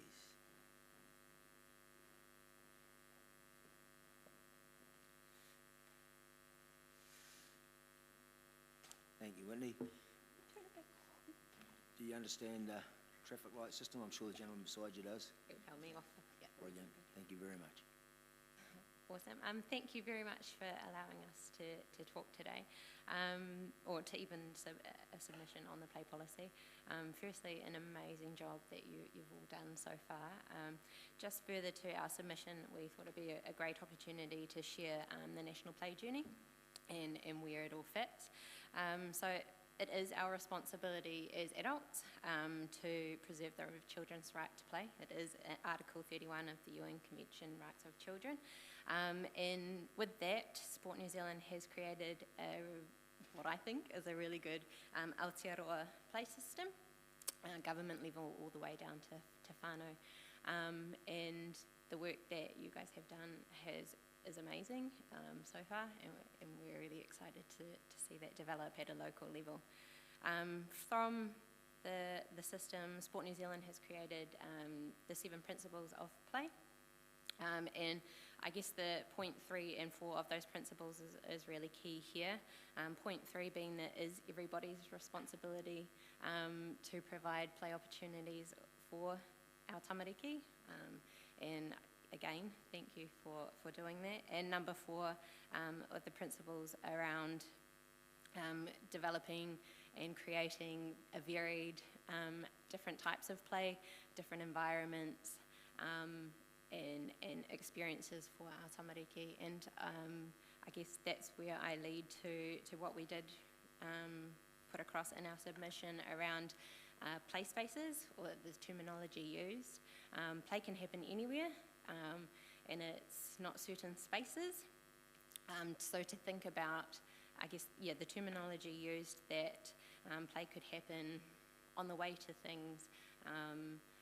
It doesn't have to be a green space, and to think of that when you are, I guess, acting upon the policies and the objectives that you want from there. Sorry, I'm going to say something. Just touching on the point that the first submitter made, and the fact that, she's been witness to seeing kids outside her window. Well, actually, policy is potentially not for them. It's what we want to do as a city to encourage more of it. And my argument really is about how does the policy contribute to the individuals to have some sustainability. So that is, rather than allowing that hoop to fall down, how does the neighbourhood find some heavy objects to put up so that it doesn't fall down? And I guess that's where the beauty of this document hopefully will bring those things to life.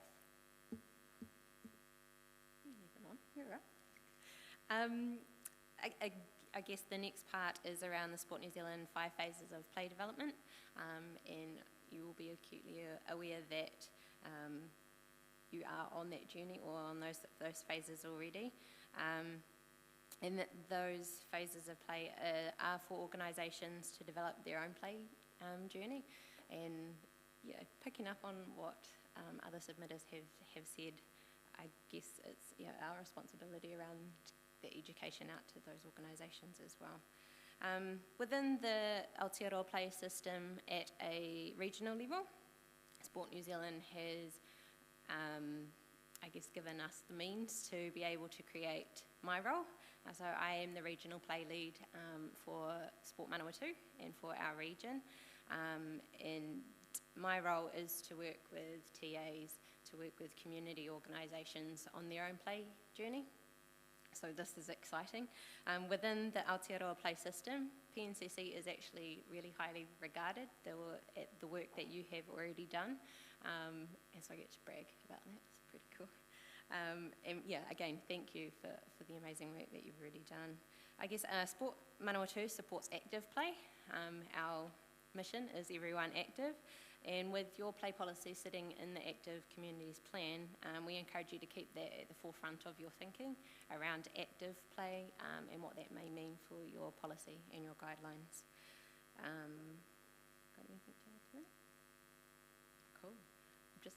Thank you. Is there any question? Whitney's happy to take your questions. I'm not shaking yet. Councillor Barrett. Thank you, Mr. Chair, and thank you both for the spoken words to your submission. I suppose I wanted to tease out a little bit further just around observations that an earlier submitter made around often things work really well when it's sort of community sort of sparked or community led, and sort of how you see that in terms of how we think about implementing this policy. Yeah, I think one is just acknowledging that we've got champions in our community to begin with, and I think we have to be really careful that the purpose of getting those individuals together is really to share ideas, not bombard them with more stuff. And I think that's sometimes what we can do as organisations, go, man, they're great because they've got the interface between the people that we want to connect with, but we end up overloading them with stuff and takes away the fun and enjoyment of something that's what I would argue is organic. So I guess Whitney's got a crucial role to play is just say, hey, look, this is what our landscape looks like. What do we want it to look like going forward? And what are the actions that are going to assist us to get there? Great, thank you for the comments, Mr. Chair. No further questions. Thank you very much, Whitney and Brad, for coming in.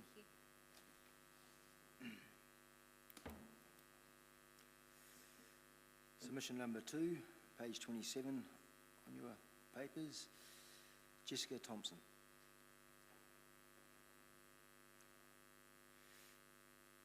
Thank you, Jessica. Do you understand how a traffic light system works? No. Okay. Green light, you've got 5 minutes. Okay. We'll go to orange where you have 3 minutes, then to red you have 2 minutes. Sweet.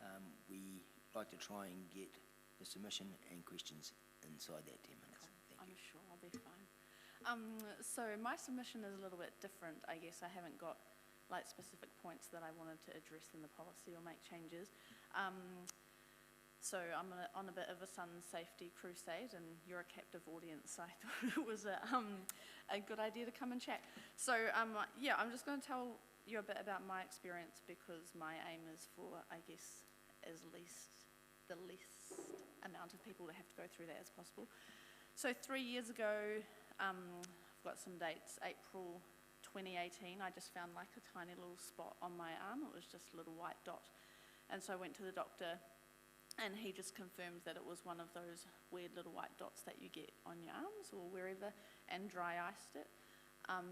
About 6 months later, it hadn't quite healed, so I went back with my daughter, actually. She needed something dry iced off, so he did it again to prove that dry icing doesn't hurt, which is a lie. But anyway, I did it again. Yeah, so that was fine. Over that summer, it kind of still didn't heal, and then, so that was that. But in January 2019, so nearly a year later, my nana died, and when she died, she had metastasized melanoma. So she didn't die of that, but it was a good prompt to go and do something about that. She left us about $500, and I thought maybe it was time to stop avoiding that it cost too much and go and see a dermatologist. So I went and did that, just to talk about what to do with my skin. Obviously, I'm pretty freckly and white, so probably a good idea to do something. We started with removing the thing on my arm because I'd gone through that summer and it was just a bit gross, so I thought, let's cosmetically remove that. So did that. That was all fine and dandy, and then on the 5th of February 2019, he rang and said, "Oh, can you just pop in and have a little chat about that biopsy that I did?" Awkwardly, I was in Wellington for work, so he very awkwardly told me over the phone that I had melanoma and that this spot was nothing after all. So some people think with melanoma that it's just like a tiny thing, you cut it out and that's done, and often it can be, but mine was you've got melanoma and it's to the bottom of the biopsy, so we don't know how big it is and you need urgent surgery. So did that. They checked lymph nodes, etc. So after like the longest 10 days of your life, they confirmed that it hadn't spread and that it was all good to go. So I've got a good scar, had lots of infections, 4 weeks off work, so it wasn't all bad. And then away we go back to normal life. So on December the 10th last year, I was sitting on the couch going like this on my scar and found like a tiny little lump underneath. So went back to a dermatologist. He removed that, said the exact conversation was, I said, "What is your gut feel?" He's a very, very holy man, and I thought he said, "Oh, it looks like melanoma," and I said, "Oh, fuck." And then he said, no, I said it doesn't look like melanoma. I'm like, oh, sorry about that. Also sorry about saying that at council, it's probably not appropriate. Anyway, so on the 15th of Jan, went back for those results, and he said actually it was melanoma and it's returned. So I was going to have like a handy-dandy presentation and stuff done for this, but actually since then I've been having PET scans, medical appointments, surgery and stuff. As far as we know, I'm okay. I've got an MRI tomorrow. But yeah, my current status is we think it's fine, but I just need to weigh up some stats and see if it's worth paying $70,000 to have a drug that could increase the chance of it not coming back. So I've got a daughter, Harriet, who's 7. She's a donor baby, so she just has a mum. So basically I'll be paying $70,000 because any percentage is worth it for my daughter to grow up with a mum. So that's my melanoma background, but more of that is that I'm Palmy born and bred. I went to West End, the best end, where my daughter goes, and then to St. Peter's, and I've worked here my whole life too. We're not a hot family, so we didn't holiday at the beach. I didn't sunbathe with oil. I didn't use sunbeds. We just had regular 80s childhood life. So fair share of sunburn, but also I've got photos of like me with my neck flap hat on and fluoro zinc. And in general, I hate being hot. So I think when people hear you've got melanoma, they think you're like a sunbaker, but not at all, just a normal life.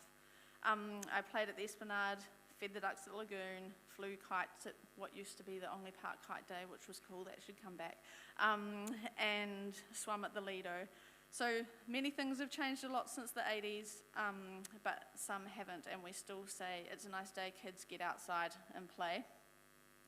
I hate summer. I hate days like this. I hate that every time I go outside, I feel like the sun's trying to kill me, essentially. I hang out my washing like at night when it won't dry, or in the early morning. I hate that Harriet isn't allowed to go outside and play. I hate sending her to school and knowing that I put sunscreen on in the morning and then nothing else happens until she gets home. I love and hate that if she sees someone wearing a cap, she says, "Mum, they're not sun safe. They need to cover their neck and ears." And you might think that I'm paranoid, and I am, but you should be too. The kids can't be out in it. We tell them to be sun safe, and they put on a hat, and their little arms and legs and everything else is just still bare. The boys might have no shirt on, and the girls have got a singlet top.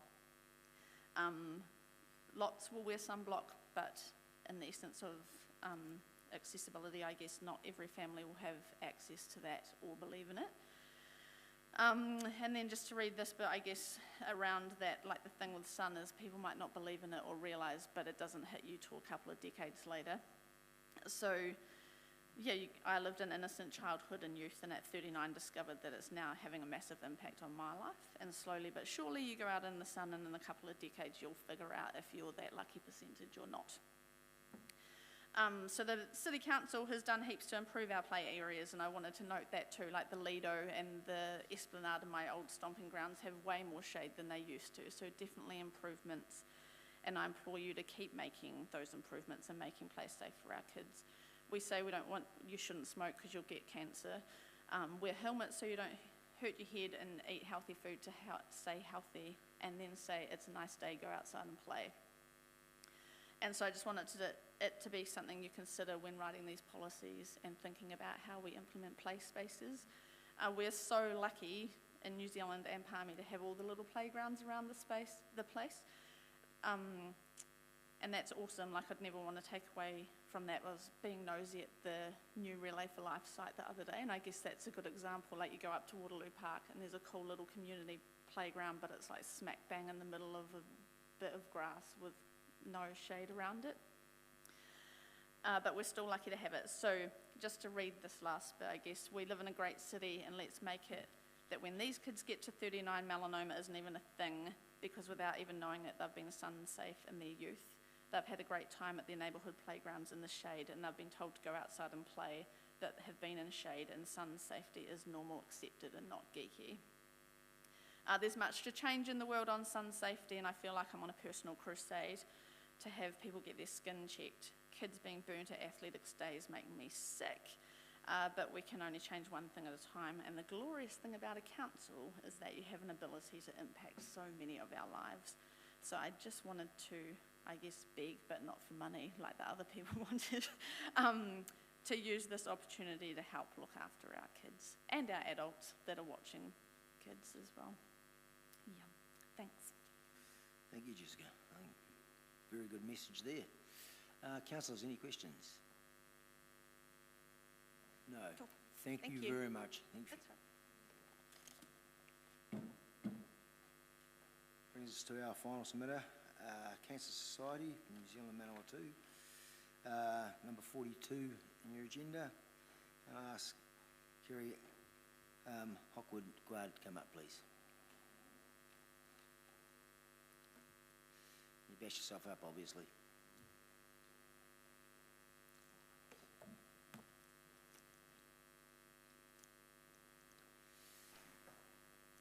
Kerry, you understand the traffic light system? Yeah. Been here for a few times. Oops. Just waiting for the presentation to come up. And first of all, I'd really like just to acknowledge Jess, the amazing human being that you are, and really making your story really count and making a difference.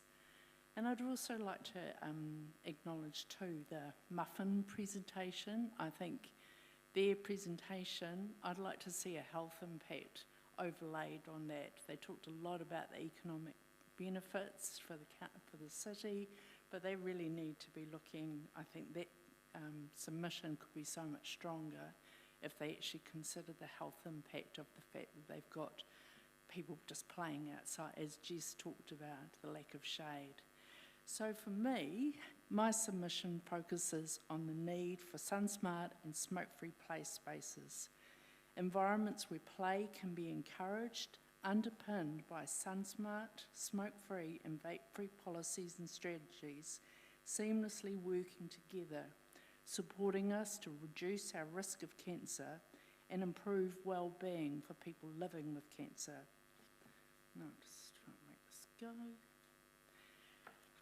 So, as Chris Jackson, the medical director of the Cancer Society, said, if we don't act now, cancer will cripple our health system, as well as continue to cause considerable pain and suffering for many New Zealanders.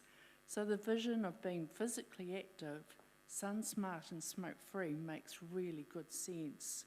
It's an important one, and it's very important that our community is a healthy community. The skin cancer statistics that I've featured on this slide, with more than 535 Kiwis dying from skin cancer, and this was in 2015, in comparison to 321 being killed on the roads. We've got a lot of work to do as far as this is concerned.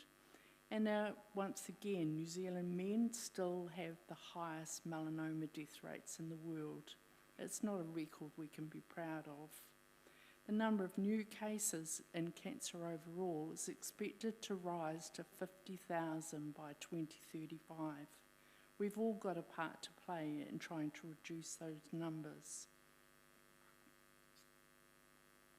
So the council role is crucial in shaping our social and physical environments, our public spaces, our recreation and sports facilities, our community events. Council also has a role to play as community event facilitators in the pre-event publicity that goes out and promoting that shade planning, that sun-smart practice, and also too in the role modelling that you take on when you are there in your role as a councillor and council staff. So the benefits of shady play spaces. For me, the City Council commitment to shady play spaces shows that health and safety is important to our community and that there's an investment in the health of our community. For the community, it means increased comfort. It's more attractive, more and healthy environments to enjoy. I actually did quite a bit of research on what kind of spaces do children want to play in. And so a really good piece of research that came out in 2020 in Australia, asking children what they thought was important to have in playgrounds, talked about children interviewed preferred trees to climb, water, rocks and nature trails, shade, challenging equipment rather than equipment that was too small, not challenging, too much empty space, with not enough equipment or plants, and presence of rubbish. So then I thought, well, how are we doing in terms of that? So first of all, this is just a snapshot of some of the parks that we have around, just some of them that we have around our city. When I looked at Milverton Park, first of all, the Parks and Reserves team, I think, are to be congratulated for their vision for Milverton Park. It seems to really encourage children to be creative in their play and uses nature as part of the play experience. I really liked the fact that the shade gazebos there had tables and seats for people to sit under, and also the trees were being used with tables and seats to sit under and enjoy as well. The Esplanade too has often been described as a jewel in the crown for Palmerston North, with great sun-smart and smoke-free places to enjoy and play on. And it's been really wonderful working with the council to make this happen. Takaro Park is also an example of sun-smart and physical activity working hand in hand together, with an outdoor gym, tennis courts, trees to sit under and enjoy. And it does mean that physical activity is affordable.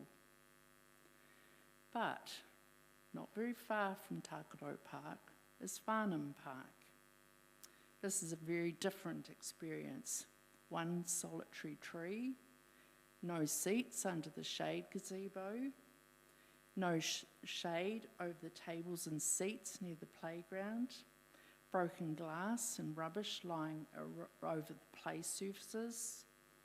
And the state of Farnham Park also shows why there needs to be an equity lens placed during the shade audit of our parks. This isn't an area that encourages play at all. In fact, the day that I went to visit this park, there were two children sitting there, and one little girl was just sitting in that dirt beside the park, and she had a stick and she was just trying to get enough loose dirt to try and put in a bucket, treating it like a sandpit. And when I said to them, so what do you like to do here? They said, well, there isn't anything. The play equipment's too small. We can't play on it. And I said, well, so what do you do? And they said, oh, someone threw out an old TV and some of their big brothers had smashed that up.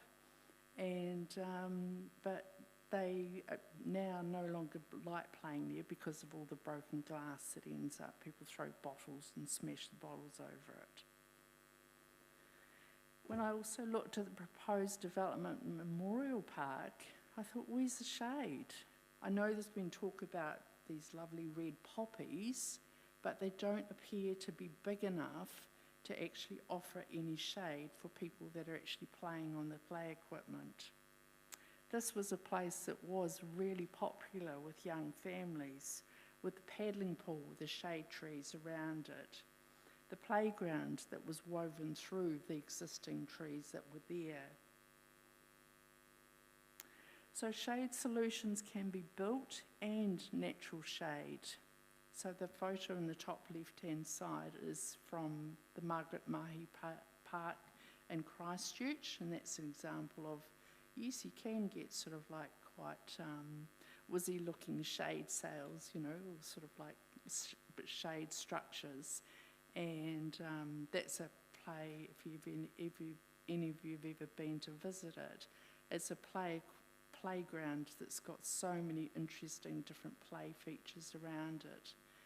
But also too, the other examples both give examples of how natural shade and play things to challenge people can be sort of incorporated into the existing trees. And I think too, as our city grows, our high density living is increasing, and we need to be complementing this with accessible, family-friendly green spaces and places that allow for people to be sun-smart and physically active. Our communities need playgrounds that are safe, that provide shade, are attractive and original, and provide interesting experiences. Now, we're not doing this just because it looks nice, but we're doing it for not only our physical well-being, but also our mental well-being as well. So I just would like to finish with this, just my recommendations about the shade audit to be conducted for outdoor spaces, as Leonie mentioned before about that needs assessment, but also too, have a look, consider doing one for the outdoor spaces, but putting it, with an equity lens over it. It really concerns me when I see it's our communities that are in sort of the high deprivation areas that they're the ones that are consistently missing out. It's important that we're looking at where is our existing shade? How can we locate the playgrounds so that they actually make use of this existing shade canopy? And that the shade placement is considered right in the very beginning stages of the playground design. So we've got some wonderful sports grounds, community events, festivals and playgrounds. We need to ensure that our community can enjoy these facilities, be active and explore, but not put themselves at risk of skin cancer by doing so. This is the time for our council to continue building on the SunSmart and smoke-free commitment previously made. Vital if we're going to reduce the incidence and impact of cancer, especially on future generations. Thank you. Thank you very much, Kerry. Councillors, any questions? No, appears not to be. Thank you very much.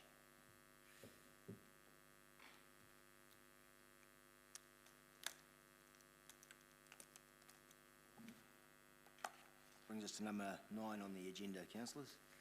Draft pay policy. Julie McDonald, are we taking that as read, Julie? Okay. So councillors, we'll just move on with that. Recommendation up on the screen. I'm happy to move that when it comes up. Excuse me, Mr. Chair, is there an opportunity for questions? Yes, there will be. Sorry. Any questions, councillors? We're going to take questions. Okay, I need a mover and a seconder. Councillor Harper, seconded it. Thank you, Councillor. Questions?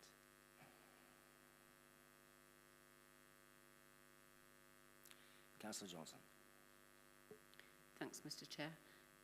Thanks, Julie.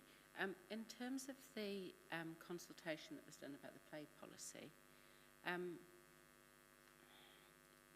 I guess, you know, it was done over sort of the summer period when people are away. Are we happy that we've got a good representative result from it? Because, you know, I note the dates were kind of 7th of December to 18th of January. Kia ora koutou, councillors. That is a very good question. You'll recall that the draft was adopted for consultation directly prior to lockdown, and so this was one of those casualty items that we had to work out what to do with over last year.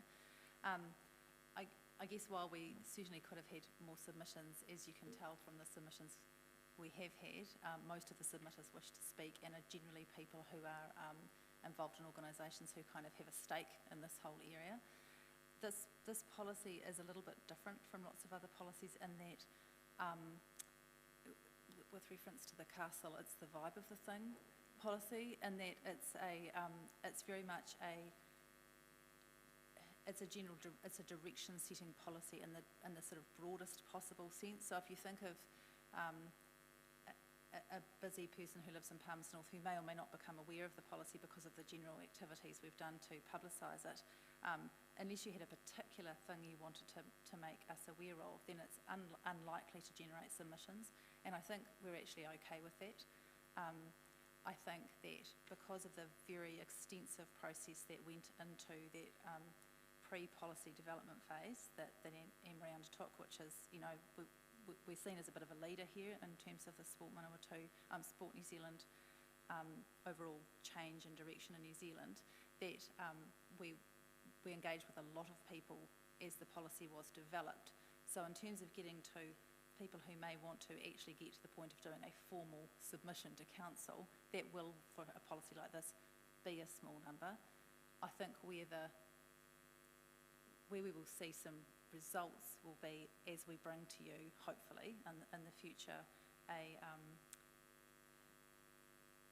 report on progress using this play lens that we haven't had before across the activities of council. So that will incorporate some of the more concrete things like shade and formal play, but also some of the more general things about how council is thinking about providing play opportunities for older people or for everybody across the city. So, yeah, I'm not sure if that quite answers your question. It's disappointing if we were counting, if we're just saying that's the only important measure. I guess what we're saying is we are comfortable that the issues that have been raised are really quality, considered ones, and that will be helpful for us as we bring back a report for your deliberations. And we're pretty comfortable, given the circumstances of consulting, that we've done a good job in making sure that people had the opportunity to have a say should they wish to do so. Okay, thank you. No further questions? We have it moved and seconded. Councillors, any comments?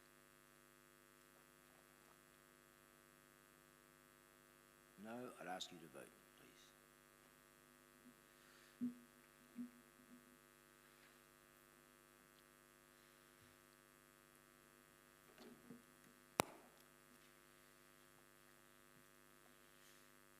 That is carried, 12-4, none against, 100%. We will now adjourn for 10 minutes for coffee, so we'll be back in here at 3:10.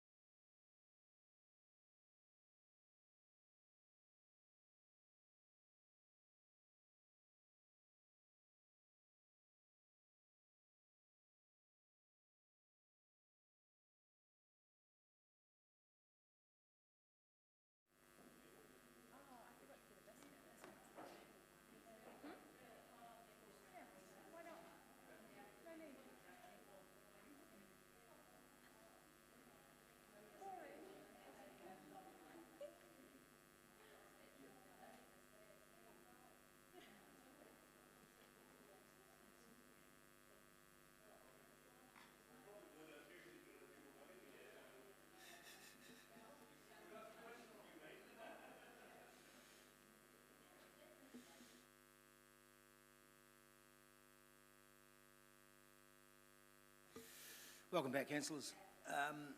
That brings us to item number 10 on the agenda. Okay, progress report from Sport Manawatu. I'd ask Brad Cassidy and Julie McDonald.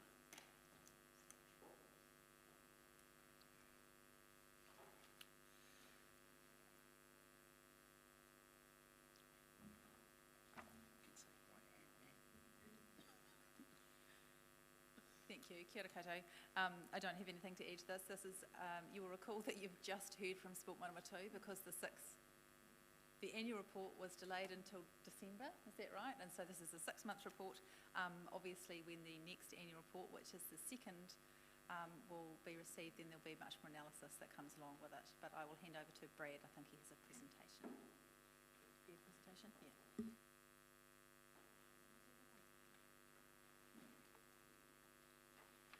I'll crack in. Thank you, Chair, councillors. Thanks for the opportunity to present. Our CE does send his apologies as he's in Wellington, swindling. So he's asked me to present, so of course I'm going to stick to time. Can I just acknowledge Councillor Harpeter, just in light of the change. Thanks very much for your support as Chair over your tenure. And, it's been great working with you, and big shoes to fill.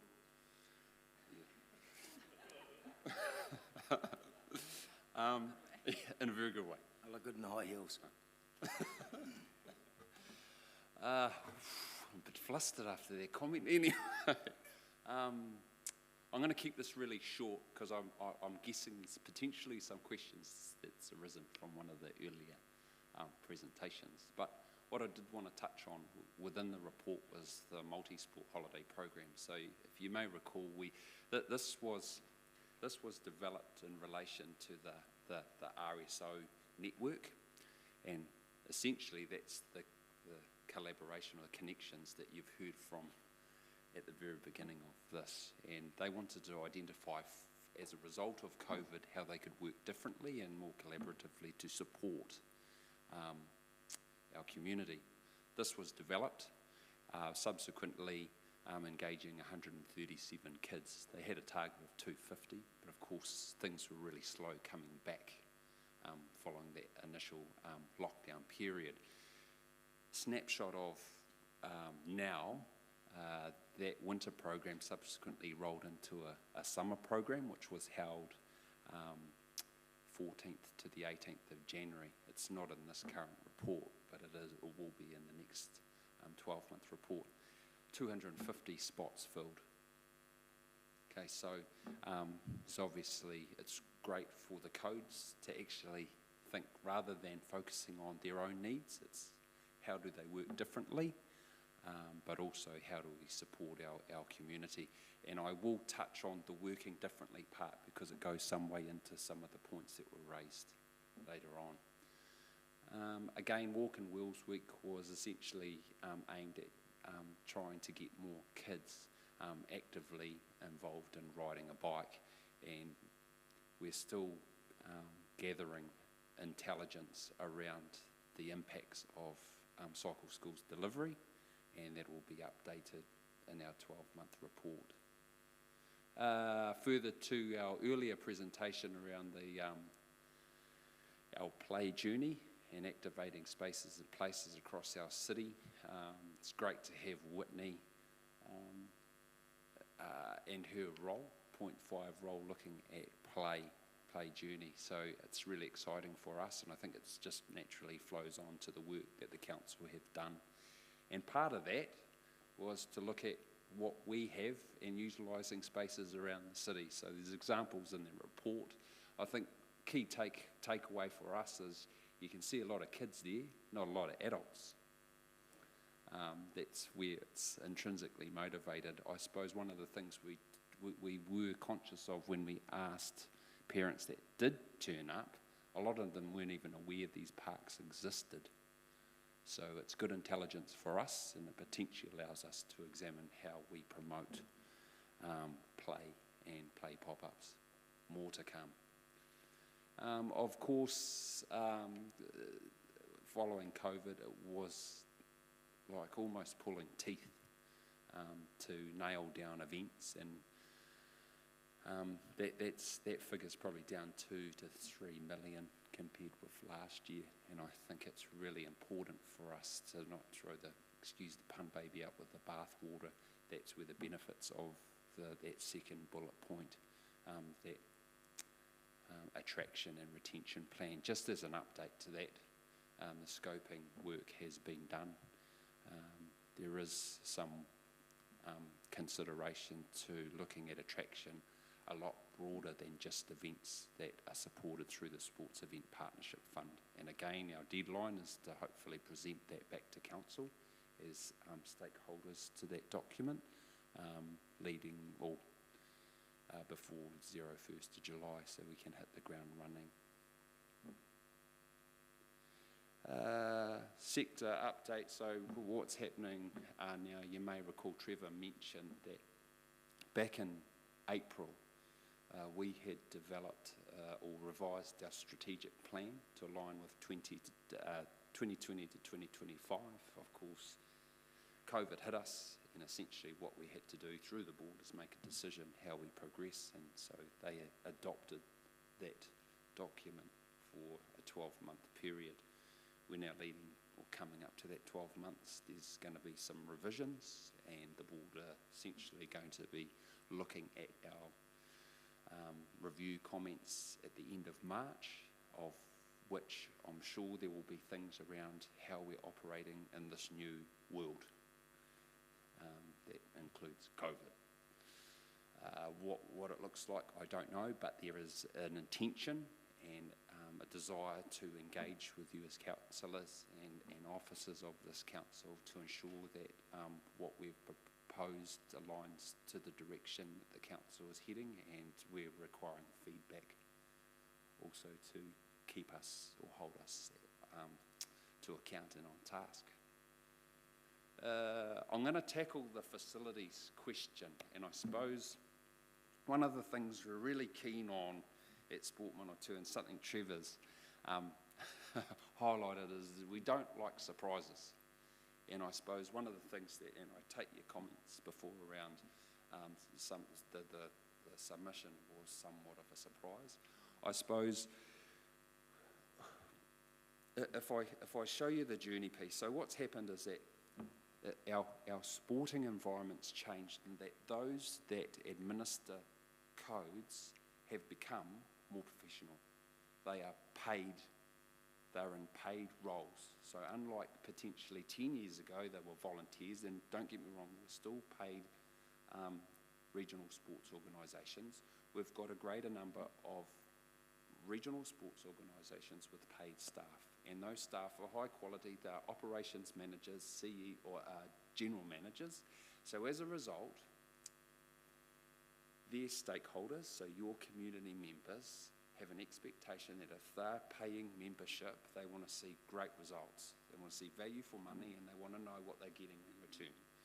So as a result of that, the model sometimes, rather than it being necessarily focused on that pay-to-play model, is that if you've got a generation, if you've got a membership base that's generating the income, that supports those paid roles.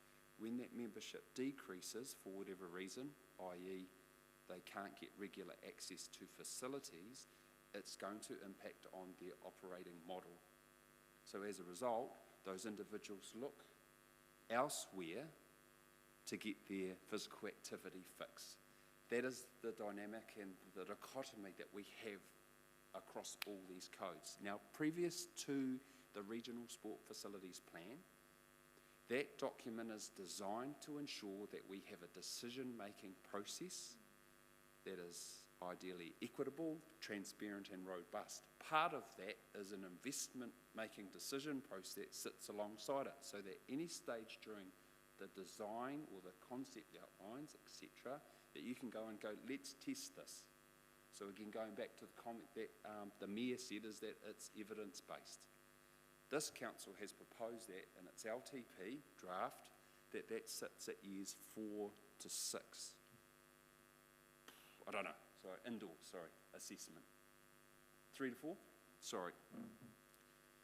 That might be hastened to bring it forward, 1 to 2. So that's how the decision-making works, is that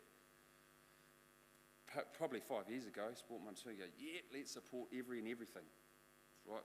We are not in that position because funded through Sport NZ, part of my role, Spaces and Places, oversight over regional strategies, is to ensure that what we're supporting aligns with LTPs, but also that they are prioritised in order of importance. So what I'm trying to do with your officers is work on what are those particular projects, because at the end of the day, that's what they need to come back to you and present options, so that then you have the tough decision. Yep, we'll build that next week. So don't get me wrong, and I do apologise that has seemed to sprout out, but there's been conversations already, and to be fair, the indoor conversation has been going on around how we improve the ability for codes to get regular indoor court time. Now, in fairness to that team, they're juggling the need to keep ratepayer costs down. So as a result, that's why those events come to this city. And they're great events, don't get me wrong. But of course, there's the trade-off. So someone has to miss out. I just thought I'd add a comment to that, which is that, of course, as those considerations are made to do with different codes, that I guess what, as officers, we're trying to do is step back and see what the problem is, because there may be a variety of responses. And for example, at the moment, Council has guidance about how arena is used, and there are some commercial uses of arena and some community uses of arena, and there are various juggles going on. So I just would encourage you to, as we go through the 10-year plan process, I suppose, is to think broadly about what possible solutions there could be about how those problems could be solved, rather than necessarily always going straight to a particular facility solution. Yeah, absolutely. And I think, and it goes back to the fact we've had COVID, so those juggles. We've had Arena 2 that John's had to juggle getting that renewed, upgraded. Yeah, so there's all these things, but again, it goes back to the decision-making process and having confidence as a council that you're trusting the systems that we've adopted, that are in place. So it's our job to ensure that you're getting the investment back for how you fund Trevor. I do it for love. So, just moving on, and I'm sure there'll be questions I'm happy to ask. Upcoming events, so of course, more recently we had Wacky Water Day, great to be a part of, and again in the report, it ties in with the work that we're doing at a more suburb local level. Golf this week, we've got the Super Sixes, we do have some Aucklanders here, so, but we also had the National Police Tournament here for the last 4 days, so it's just golf. Other things that are coming up, we've got our Able to Try event, which is on in March. That's a fully inclusive event aimed at those that may be missing limbs, etc. And we are still progressing the Give Sport a Go activation, which I believe is scheduled in May, so using the railway land.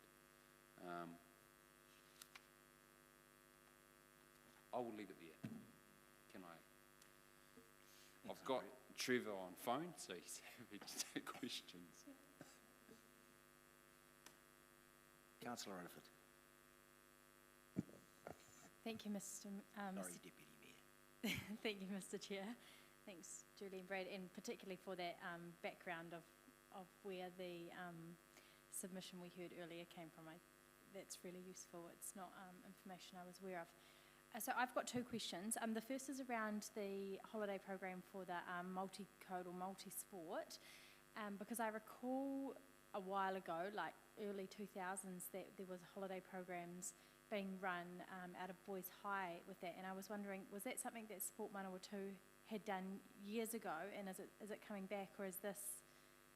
Would that have been another? Yeah, I was probably about 6 years old at that stage, So, no, sorry, that's before my time. I guess that development was based on the fact that you rather than codes working in isolation to their own, what their own aspirations or outcomes are, collective view.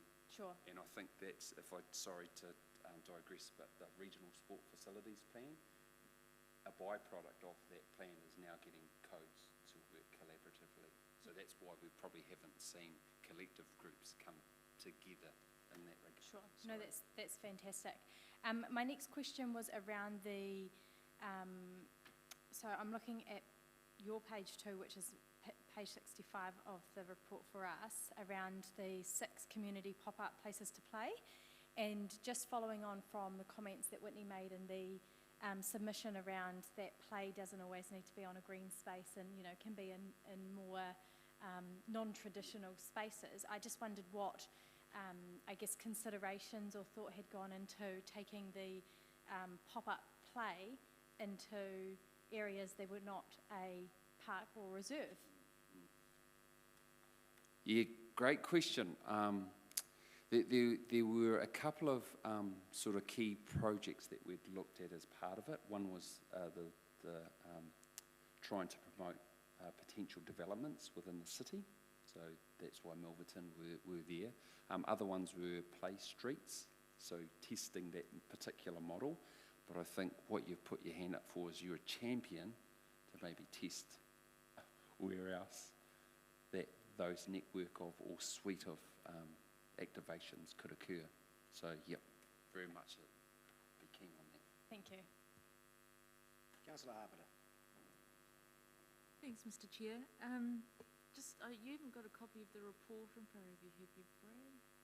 I'm looking at page 89.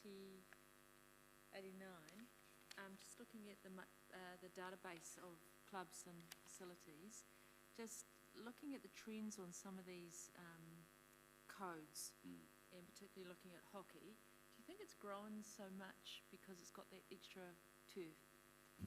Gone up to 5,100. Look, I don't think it's grown because of the turf. I think that's an example of probably latent demand, is where they've potentially moved playing models from maybe grass to an improved surface. I know Neil Ehrlich from hockey has done an amazing job since taking on that role, and I think what we're trying to encourage those sports to do is not just provide membership or look at their sport in terms of membership, but also what opportunities they provide in terms of participation. And that's where, if we're looking at facilities specifically, is that they might have another turf, but they might still be needing those particular areas that they previously played on, i.e. Manawatu Park. So some of those are based on the initiatives that they've put in place, but I think it's hard for us to say because of that facility it's increased those numbers. Second question I can ask, because the Mayor's not in the room. If you look at Central Squash, the numbers in 2014 compared to today is over 400. So that's a complete decline in the sport. Yep. What we've done is that in terms of Central Squash, we're really reliant on the integrity of the information coming back. And some ways it's based on how we've asked the questions. I'd argue, yes, there is a decline, but I think that's where we as a sector lead or a supporter of sports is to get them to think a little bit differently around how they view those that take part in their sport. So, for example, I had this conversation today. A member of the squash club, they have a membership of 170, but what they don't always do is capture the number of individuals who might play business house, who might take part in junior, Friday night youth. So all those become relevant when compared with one another, not just looking at these in isolation. We're trying to paint a better picture for you so that you can see that actually we shouldn't just look at membership as a catalyst for, oh, we need this, or no, we shouldn't look at this. Councillor Johnson. Thanks, Mr. Chair. Thanks, Brad, Julie. So my question's around the statistics at the page 12 and 13 and 14 of your report, so up to page 77 of ours, around percentage of people who are inactive and the comparisons with North Harbour. And it's a bit disappointing comparison, but anyway. But I did notice you said in the last paragraph there about social deprivation of communities is likely to be a factor. So if you compare social deprivation of us to North Harbour, are we more or less socially deprived than North Harbour? Because I just want to know how much of an influence that particular factor is having. Because we've set this target around, having the most active community. Is it realistic? I mean, you've given us numbers of how many people would have to get active. So some comments around that would be good. Yeah, sure. I've got to admit that I had an insights analyst. So this is their job to help us. So we've got Alan and Clark involved in capturing this information. I think what we wanted to do is present information that provided a benchmark. And we've tried to create that and demonstrate that this is where we sit and it's a snapshot. And I think there's a couple of things we need to consider. One is how many respondents provided information that supported us in developing this data. And there are some factors in there, but probably going back more to your question is I argue potentially it is our deprivation is higher here, but also the fact that it's difficult to if you're in a deprived situation, it sort of doesn't matter how many more are there, you're in it. So I think what we've got to be able to understand is of those that are active, so that 70% mark, well, you might find 70% of them are actually quite motivated to do it, and we'll do anything around physical activity. And then the area that I think council does do and support, like green spaces, is the additional 20% that tops that up. But in addition, we've still got 30%, and Sport NZ, in its view, have broken those down as 10% of individuals will not value physical activity at all. But you might have 20% there that is where the work that we're trying to do collaboratively to get to swing that 70% higher. And those social factors are going to be determinants. And so what we need to do as an organisation is say, how can we work with other cross-sector groups to support the needs of our community? Because what we're doing essentially is that if I go in by myself as a Sport Manawatu employee, my stuff is important. If another person from another agency is doing it, their stuff is important. Then we're all trying to compete for the same person, and then say, how are they going to balance off those priorities? Does that answer your question? No, Sorry. it does. I guess, given that we have a more inactive population than the average in New Zealand, how realistic is our goal of having the most active population? Yeah. I think my view is that I suppose there's a personal view and then there's an organisational view. Our view is everyone active, and we believe that, hey, look, that is achievable. What we've got to be able to do is understand, well, actually how often? Are we talking about every day? Are we talking about every hour, 2 hours a week? So I think you need a lofty goal to actually, it's aspirational, but it also keeps us on track. So I've for this, and I think it goes back to the numbers of our community. North Harbour is a big place. So what we've got to go back to is actually our numbers and say, can we actually do that? And I think that's where we're trying to work together with council to say, yep, for us it could be over 4 years, we want to see a 3% increase in the number of inactive people swinging to the other side. How many years is that going to take us to get to the most active city? Okay, yeah, that's good, thank you. Councillor Barrett. Thank you, Mr. Chair, and thanks, Brad, for being here to answer some questions and for the report. Just a couple questions. One was the report had quite a bit in it around the efforts in at least one priority suburb in Roslyn, and just, you know, the indication there is that we're trying to advance in 3 suburbs, and just wondered, is that you're trying to solve it all in Roslyn and then take it to the other 2, or are you sort of moving on all fronts? How's that going? No, we have, and I suppose what we've done is we've really tried to target Roslyn to identify how we would progress that elsewhere. I think what we've done, we can do it broad brush, and I suppose one of the challenges we've got is it could be easy for us to go into each of those suburbs and just start delivering stuff. Where we challenge is the sustainability if we're no longer there. So part of it is the philosophical view of how do you empower your community, and what we're trying to do with those Roslyn stakeholders is say, hey, look, we've got access to funding. What support do you need to deliver on these things? And then can that be replicated elsewhere? And I'd like to think we will have a model that we can use going forward that will enable us to do that. That might mean at the end of it, it needs to be resourced by another 4 people. And we're not at that stage to provide that level of assessment. I suppose to follow up on that, I mean, how will you validate the transferability of the model if you're only building it in one community? Yep. I think part and parcel of that is understanding that we can't.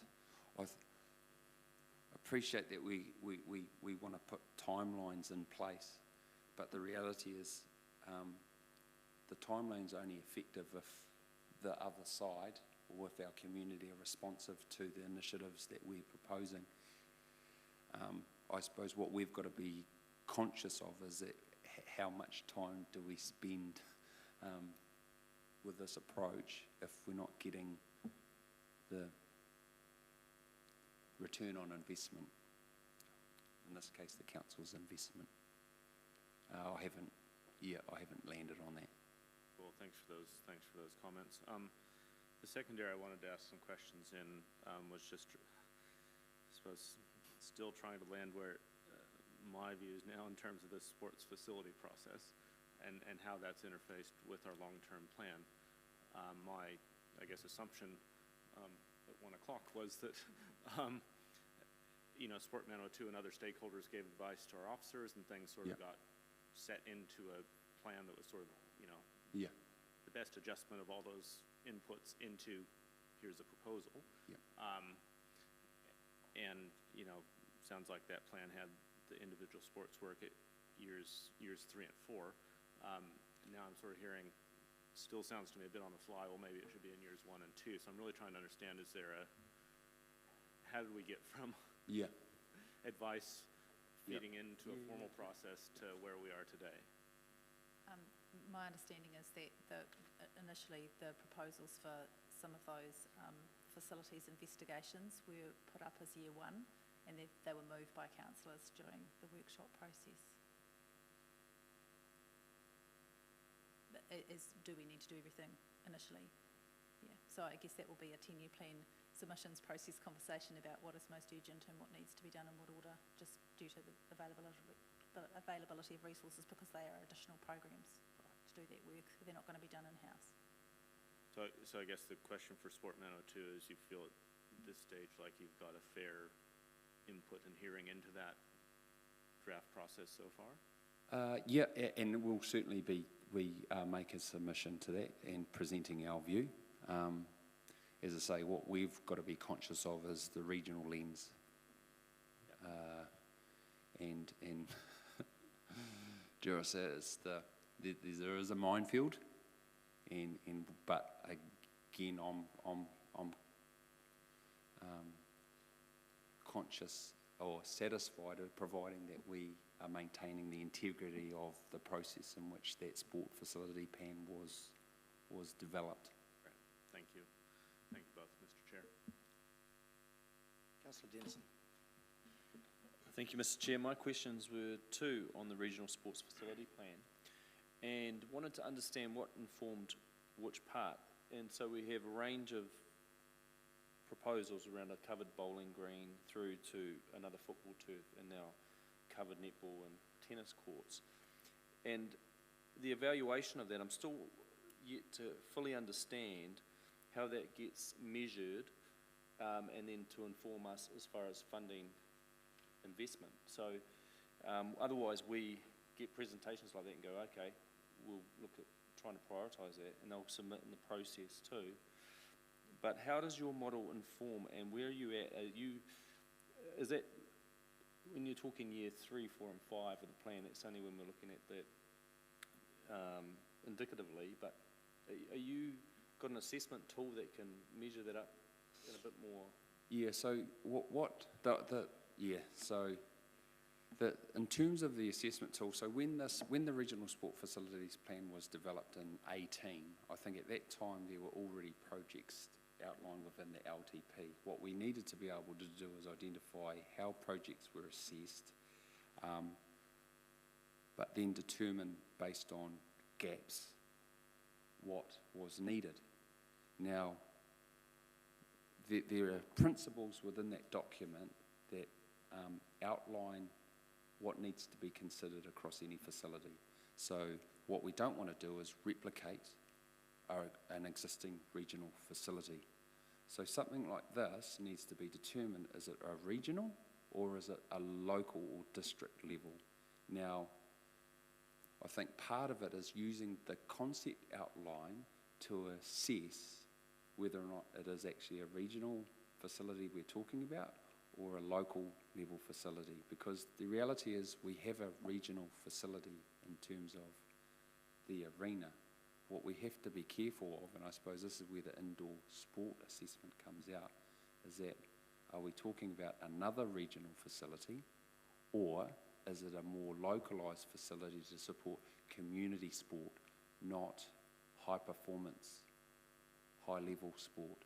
They are very different, and I think the systems that those facilities that are set up or considered in that way, I think that's where they become, that's where it becomes unhinged. So to test the hierarchy where a facility would sit is based on that initial concept outline and then the feasibility to determine what is it that we're actually testing. Does that? That's helpful. And then from here, in terms of LTP projects, our role is to identify, so of the suite of projects, what ones are going to best meet the needs of our community in relation to our priorities. And your priorities, ideally, are formed from the Active Communities Plan, and facilities contribute for that to happen. We would get into a bit of a stumbling block as if we say we'll build it and they will come, because we know there are examples elsewhere where those have been created and you can't justify that level of investment needed to support those. The other thing too is that whilst we've previously based on a model, a funding model of a third, that potentially is no longer relevant, particularly if you're looking at these larger scale. They want to know how much, who's carrying the risk. So the risk, inevitably, if you want to support it, potentially falls to the council. And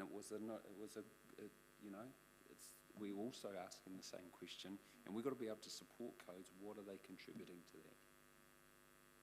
And that's where we've got to be able to support the codes to say, look, there's going to be competing priorities. What we've got to figure out is who's going to be in a worse position if we don't. And sometimes participation is one way of looking at it. Thank you, Chair. Thank you, Brad. Thank you, Brad. Thank you, Julie. There's no further questions. Excellent. Thanks very much. The recommendation that the committee receive a memorandum titled Progress Report, Sport Manawatu, 6-monthly report, 1st of July to the 31st of December 2020, to the Palmerston City Council, dated the 24th of February 2020. Do I have a mover? Councillor Dennison, and seconder, Councillor Naylor.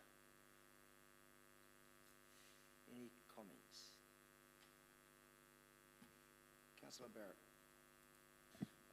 Thanks, Mr. Chair. I was just wanted to comment briefly. I'm actually really impressed with this report in terms of what it's starting to tell us about continued effort around the priority suburbs. This is really where, over time, we will see benefits if we really stay the course. And I was really pleased to see a good comprehensive section in there around learnings, and would just encourage Sport Manawatu in their efforts in those areas. Those are big, challenging spaces to work in. There's, equity issues, as we heard in some of the questions. It's not going to be a quick fix, but it's going to be worth it. So really look forward to continued progress in that area particularly. Chair. Thank you very much. No further comments. I'd just like to add that I too think Sport Manawatu are doing a great job in what they're bringing through and with the report. And I had an interesting meeting with Brad a couple of days ago and caught up on where things are heading and where we're going. It's just, I'd just like to thank you, Brad, and just think where Sport Manawatu are going with it all. If I could ask you to vote, please, councillors.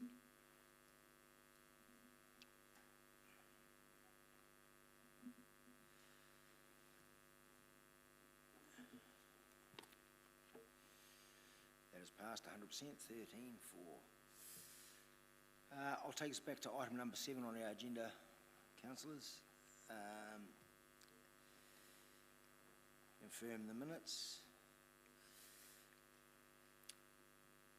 Confirm the minutes of the committee meeting, part 1, public, held in the council chambers, first floor, Civic Administration Building, 32 The Square, Palmerston North, 16 of December.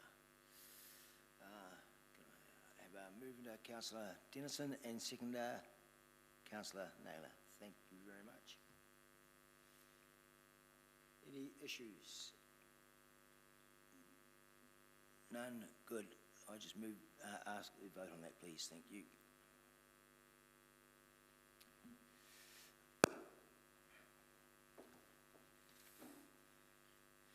And that is passed 100%. Brings us to our final item.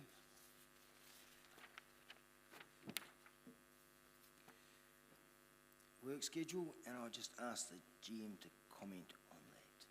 Thank you, Mr. Chair. There's one item here in the Memorial Park update. Now, the report was presented to the 21st December Council meeting last year that gave an update on the status of Memorial Park. The next steps were to actually proceed with construction subject to funding. We've received funding and construction is well underway and on track. So really that's the update to be given, and I just ask that you consider whether this item is any longer needed or whether it's one that can be deleted. Thank you.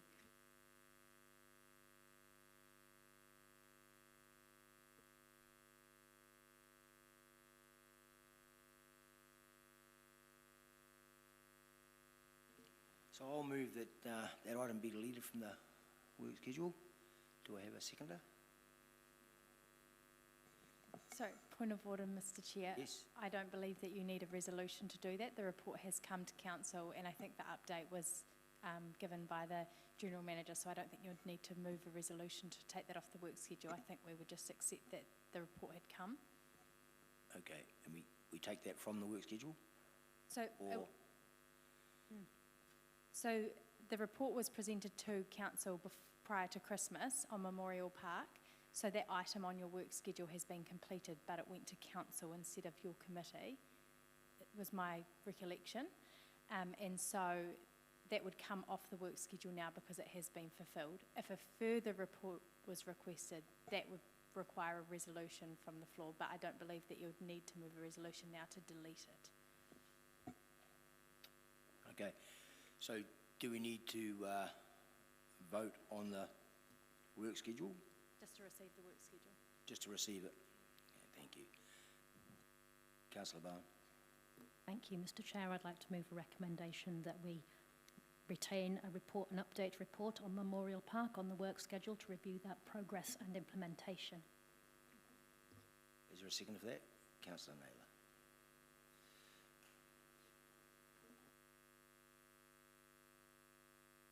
Write the recommendation up, bring it to us, please.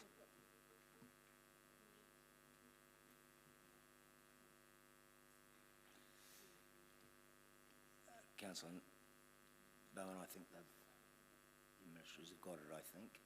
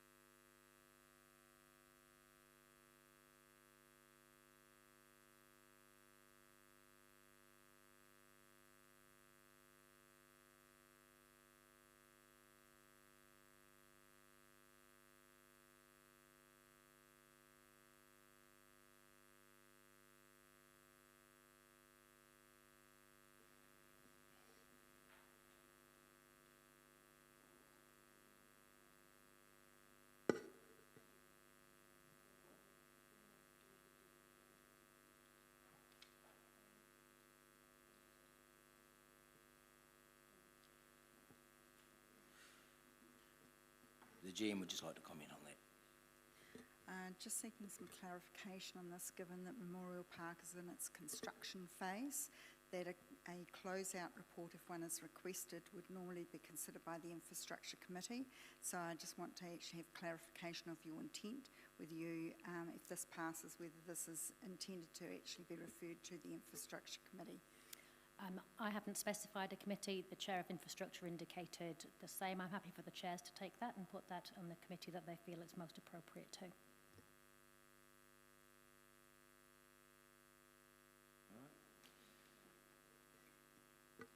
Okay, we'll vote on the recommendations. Thank you.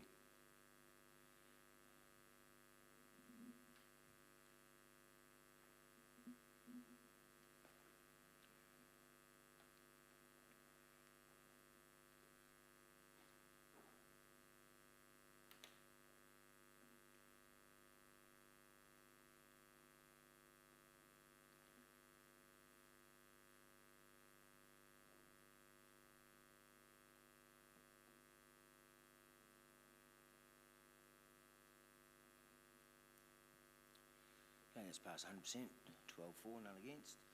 And I will now close the Play, Recreation and Sports Committee. Thank you.